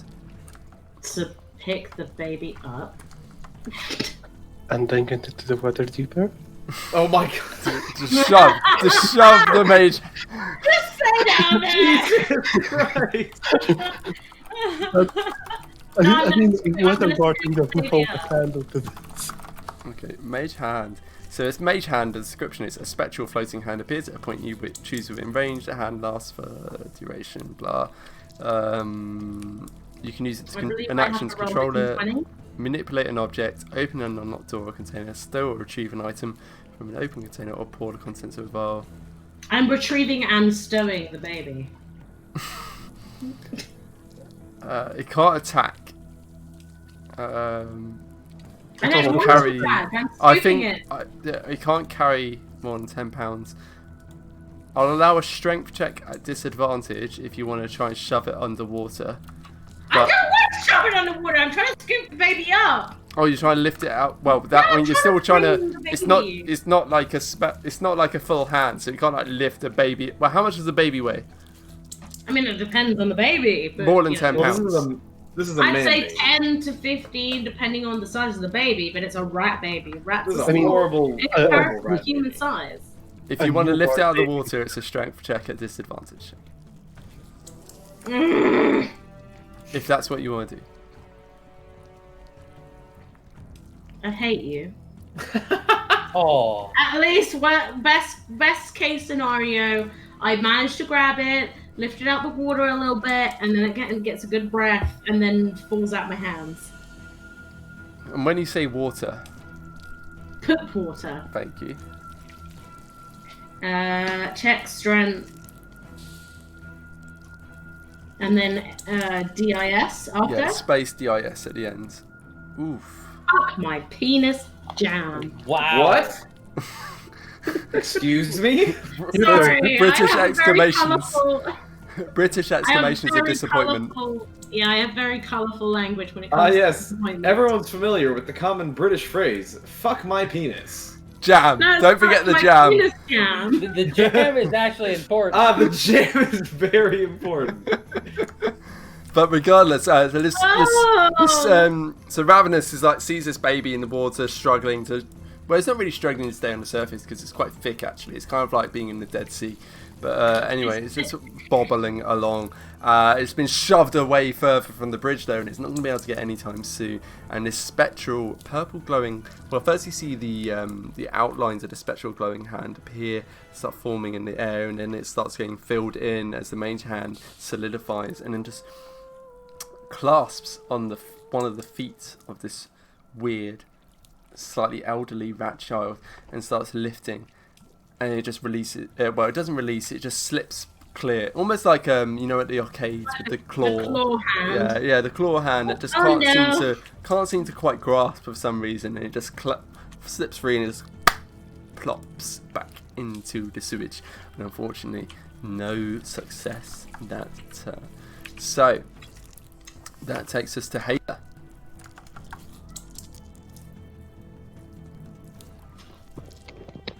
The clubbing guy is still alive, clubbing at us. Yeah, the baby man, he threw his baby, and the baby got thrown away pretty far. But yeah, certainly the man with the club is still there, and he's clubbing away. So you are ready to stab. Okay, let me just go stabby one more time then. See. Stabby. Advantage. There you go. Awesome. There we go. 19. There we go. Hazer, I have an important question Yes. for you. Yes. How do you want to do this? Yay! Aha! Okay, I will let you do the honors, but let me just roll the sneak attack and the necrotic damage. Oh yeah, let's have all of the damage. Let's have the All of the overkill. There's a sneak attack. It's an extra 6 damage on top of that, and then the necrotic as well. Another 4 on top of that. So Awesome 4. yeah, so it's 10 damage of overkill. So so you want me to flavor it for you? Yes, Yeah. Okay. please. So Hazer, he gets his rapier ready again, and he sees the situation is starting to get desperate. And he just holds it up, waiting for his moment. And just as the rat man, he's hoiked his baby at Brooke, and he's not quite defending himself in that moment. He's got his club out to one side. He's hurling a baby forward, and Hazer just immediately thrusts his rapier forward, and it just stabs straight through his neck, erupts out the back of it in a spray of blood, and there's just this surge of necrotic, spore-like energy just surges down the length of the rapier, twisting around until it reaches his throat and just branches outward in every direction, and you can just see the veins erupt across his flesh, and he just sort of shrivels inward and just collapses. One dead rat man. All that's left is the rat baby mewling ineffectually out in the sewage water. I feel like the baby doesn't you have see- any ability to attack, and we should just disengage at this point and save the baby. Yeah, No ability to attack whatsoever. Well, we're gonna leave that alive. well, As- we'll see what the next person Isn't- in the initiative decides to do with the baby. First of all, though, assuming there's not, is there anything else your turn, Hazer? I don't think I have possibility to move. Oh, I think- you can move. It's Oh. that guy's dead, so you can move now. And I will move towards the other. ¿Cómo se dice eso? La esquina. Fuck. The corner. Yes, the corner in front of Lyroon. No, in front of Lyroon. Like that. In the corner. In the front corner. of my room. Mm. So in the corner of it, Sam. There you go. Yes, there. Cool. Okay. So there, and just check if there is anything weird. Well, I don't think I can check now, but that will be it for now. Yeah, so Hazer, as soon as he's dropped the rat baby throwing man, runs forward to see if there's anything mysterious to look out for. And to the west, you can see there's what looks like in the distance with his hooded lantern, he's able to make out there's 1 or 2 work benches. Nothing that looks like a visible enemy though, ready to come at you and attack you. So that ends his turn. Next up in the initiative order is the rat baby, Oh. which ineffectually swims to shore, and that's his turn. Next up is Lyroon. Cool. Oh, Scoop God. the baby. Scoop him up. Punt the baby. No, not I- punch. Take the baby back to the water, please. No, I'm Pick going up the baby. Hit the baby. It's a tried and tested method by now. Not for me. So I want to move south, and I'm going to try to restrain the baby. Ooh, Mm. okay. We can grapple. Restraining, I think, is a Yeah, different. you have already grappled the baby to restrain him. Yeah. It's Well, a- it says I can do both. It says on my sheet right here. Oh, Oh, Okay. right there. If you'll If pay you say attention to my so. sheet. alright. Let's have some rolls and let's see how well you do first of all. It's going to be very poorly because a grapple is a strength check, correct? Yes. Oh. Yeah, it's like a Or is it athletics? one or two. If it's athletics, you get +1. If it's strength, you get -2. Let's see how you do with the D20 first, and then we'll play it out from there. Cool. But I mean, it's a baby, so.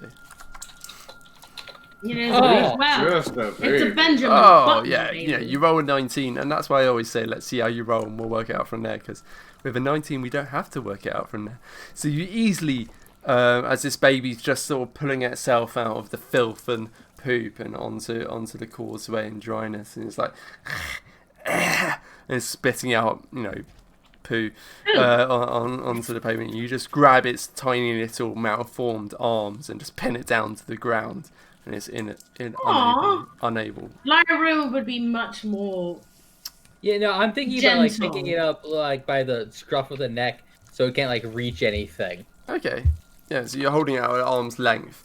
Exactly. Its arms sort of feebly flaying, but yeah, it's not able to do any real damage. Yeah, you've got it grappled. Is that the end of combat?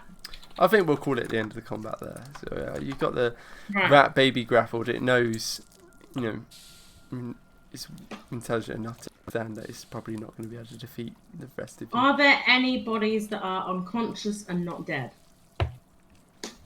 Yes, the guard captain is unconscious. Yeah. Yeah, exactly. So you got Right. three. Ravenous pointing- immediately ties him up.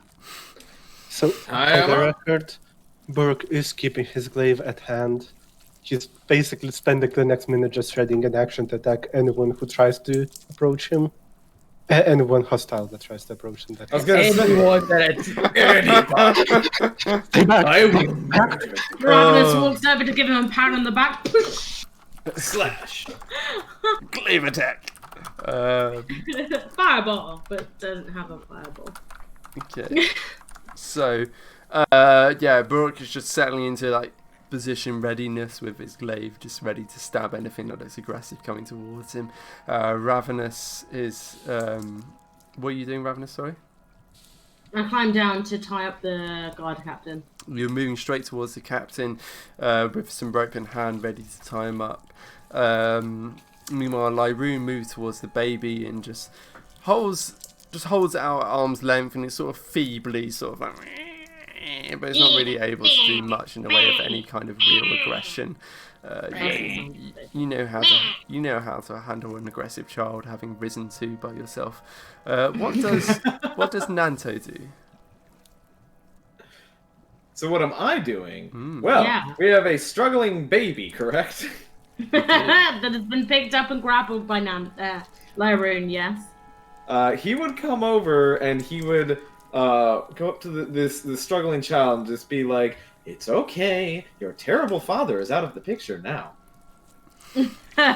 This is good Nice. news." Strange reassurances. And what is Hazer doing?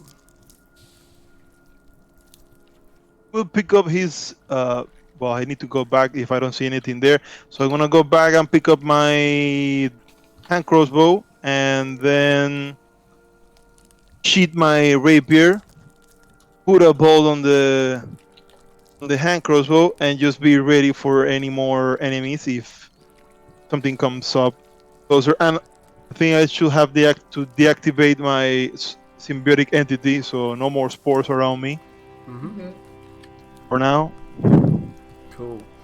Okay, so yeah, Hayes deactivates this cloud of necrotic spores that seem to be constantly blossoming from his shoulders. These mushrooms at the top of his shoulders just emanating outwards. They just start calming down, and he's just ready for any sign of attack.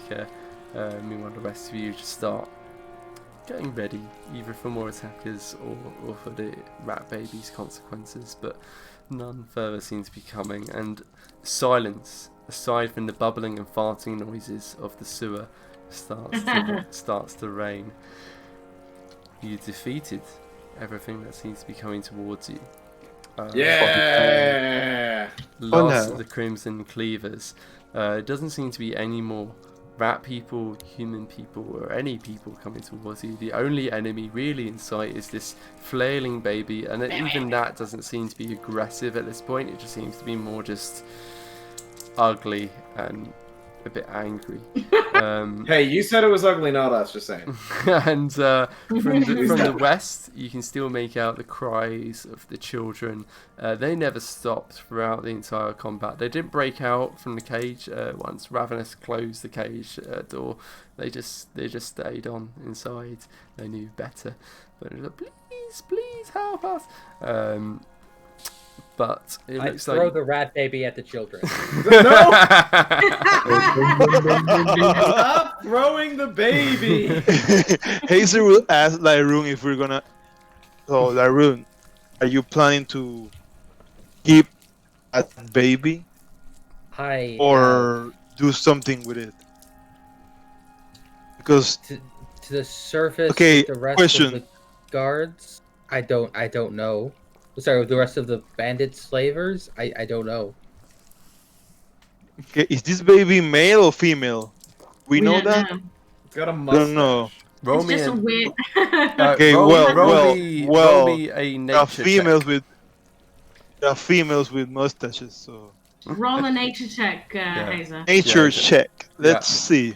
Let's see if you can determine gender. Does that make a difference? Oh, I don't know if it does. That would Does be it make a awful. If it does, I think I'm really offended. It is a male No, baby. because He's got a tiny little Okay. sausage. That is a male baby. okay. Okay, so just what it will make a difference in what I'm about to say. So, Okay. Azer will say to Lyroon that. Okay, I forgot what I was gonna say. So he may get out if we don't do something and get revenge on us. That's why I asked if you're gonna keep it or you're gonna throw it again to someone else to take care of it. But we need to do something about this little guy. Revenge? Why would it want revenge? We got rid of a terrible father. Exactly. That's a good thing. That's what we think. Ravenous, in the meantime, has run to the children to let them know that everything's finished and it's okay. Brooke would be slowly making his way towards the workbenches, so northwestwards. Because out of character, I have some very bad feeling about that place. Okay. How about the rest of you? That's too meta. You're not allowed that. End story. Nanto would like to go check on the children. Chicken? If the issue of the tiny rat baby is at least not going to get worse, then I think that's a good idea. I think it's a little It seems to have mostly given up, like, with its, its dad dead. Oh, his dad died. Well, wherever Its past, carer died. wherever that was, it seems to have given up the fight with its death. Son. Well, son. Son. Dad, son, nephew, wherever it was. With the other rat men dead, it seems to have given up the fight, and it's just sort of hanging limply in Lyroon's grasp. As soon as Ravenous and Nanto make their way towards the children, obviously there is like a dozen children, all sort of welling up with fear and cries of joy that they're getting rescued. Let me bring up the correct image. Evil child, man, baby. Not that one. I was gonna say that doesn't look like a child. What is all this? No, I did not want to see at least a couple of those. Yeah, me too. Right. This is what you see. So there's two main children that you make out. So Hang on, how many children are there all together? And why are there the two that we make out? A dozen. So why are they the main ones? Because I couldn't be asked to make out 12 different children's images. So you get two. I need 12 children images. So you get two that right now. Alright, you get 6. This is the FBI. Open up. You get 6 that look like the one on the left, and you get 6 that look like the one on the right. No! That's genuine mechanics. That's how it works. It's like Dying Light, where every male character that's a child looks exactly the fucking same. So they were both 6-tuplets. You know, some had this weird afro and giant foreheads, and the others have all these freckles and muds over them. So yeah, basically you see these two that seem to be almost acting as like leaders for the children. They're the ones that more or less they're judging. These are the ones that are speaking for the group. One's like a human male, and the other is a elven female with this crazy afro hair going on. She looks great, I must say. Like, fantastic artwork.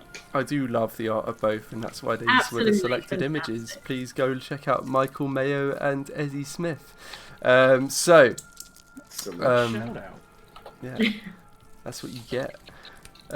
So you talk to them, and basically what you're able to determine is that some had been bought, some had been snatched by the Crimson Cleavers and taken away down to the sewers by the Crimson Cleavers. Indeed, whether against, well, almost entirely against their will. None of them had gone willingly, which just against whether it was against their parents' will or not.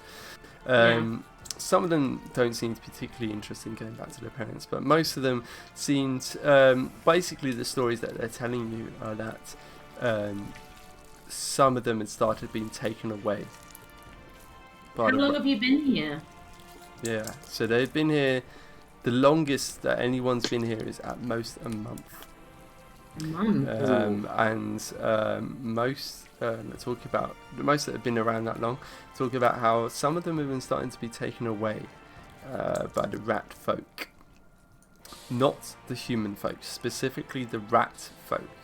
I was going to say, because there are human folk in this Crimson Cleaver band. So the human folk seem to be involved in the capturing of them, but not in any subsequent stuff. So they would be capturing them, but then locking them away, and that would be the last of the see of the human folk, other than throwing in more prisoners.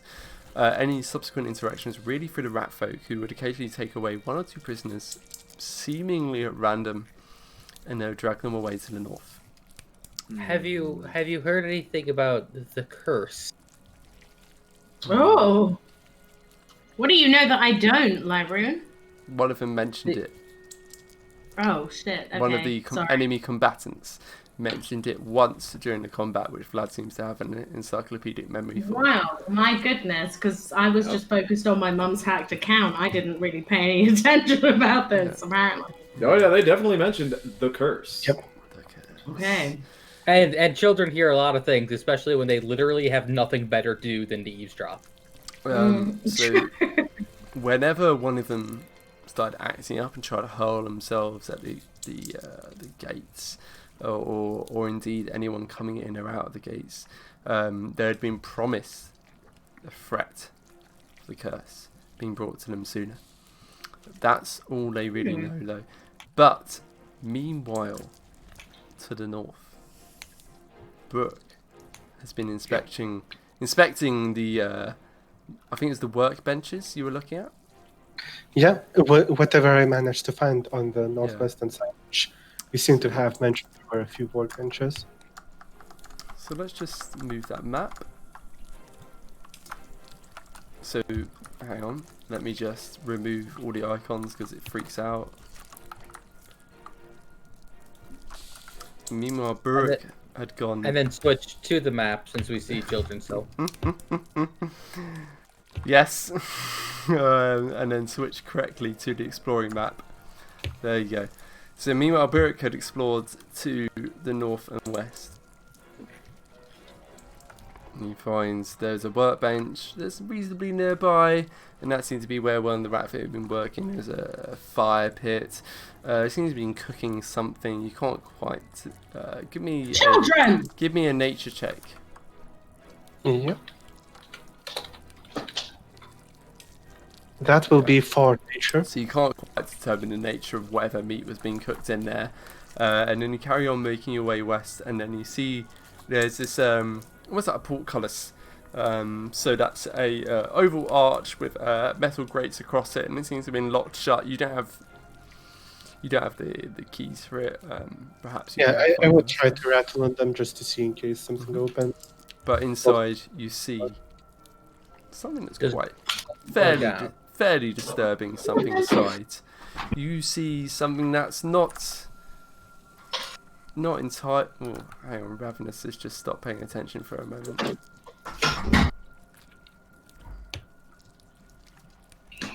Yeah, put your headphones back on. There you go. Sorry, I let the cat out and then That's I like the swam worst to possible the table. moment to stop paying I'm attention. so sorry. That's fine. I Okay. stopped so you could pay attention. So Buruk, at portcullis, he starts rattling again to see if he can get open it, and you can just see there's this mewling, half-formed rat baby. Start putting itself across the ground towards the portcullis. One hand looks to have been half formed into a third claw. The other still seems entirely humanoid, and it looks to have been about a 6-year-old child before it was. Oh god, infected they're or mutating whatever. children. Are you telling me that I have discovered a baby changing station? Give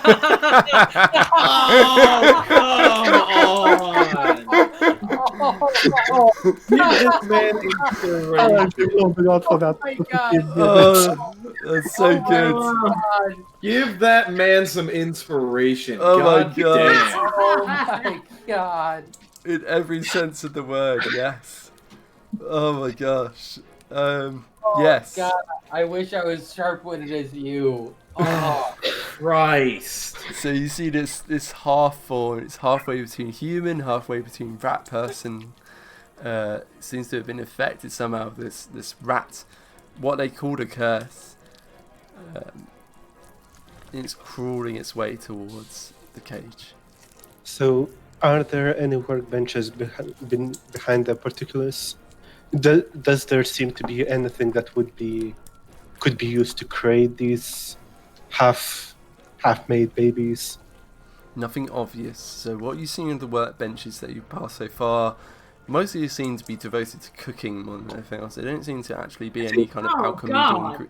Well, make of that what you will, but there doesn't seem to be any actual hard science going on here. So there's no clear method visible in how they are being created. Give me a medicine check. That'll be a 16. Yeah, so actually that's pretty good. So from what you would know of such things, lycanthropy is a thing, which essentially is yeah, that one, which is essentially that were-rats, werewolves, were-tigers, these are all things that exist, and you've heard telltale of such. You would be able to reasonably guess that such things could be passed on through a mere bite. Oh, That's- did anyone get bitten by one of these rats? Hello. Ah! Yeah, so Shit! Oh no! Okay, good So thing we have Burke people with might good medicine. It's... I might I turn need- into a half rat if it's Candy Constellation. A were-hobgoblin rat. A baby were hobgoblin rat. hobrat. This is not happening. Hobra. So, I may take care. I may be able to take care of that, and I also need to take care of your blindness too. It's yeah, fine. I there's, mean, take care of so- the were ratness first. So Hazer's got well, when he next long rests, he'll be able to cast Lesser Restoration, which can take care of diseases. I don't know if it would be able to take care of that kind of level of cursed infection. I think we're out of time because we're about an hour beyond where I generally aim for. Yep. Exactly. Yup. So, Somebody didn't arrive on time. Just saying. Hey, 30 minutes. I mean, I'll give it to you. We'll multiply it by 2. That how this works? yeah, exactly. And then we're at the allotted time.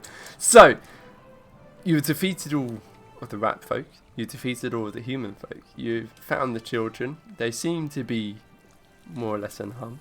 You have found what seems to be a half-formed rat baby child.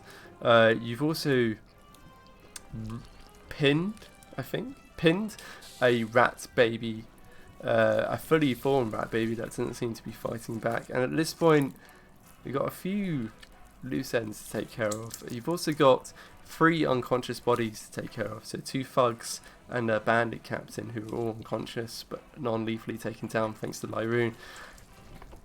A lot. Hey guys, good news. If we're dealing with lycanthropy, question. I don't think I can, but can Warforged be lycanthropes?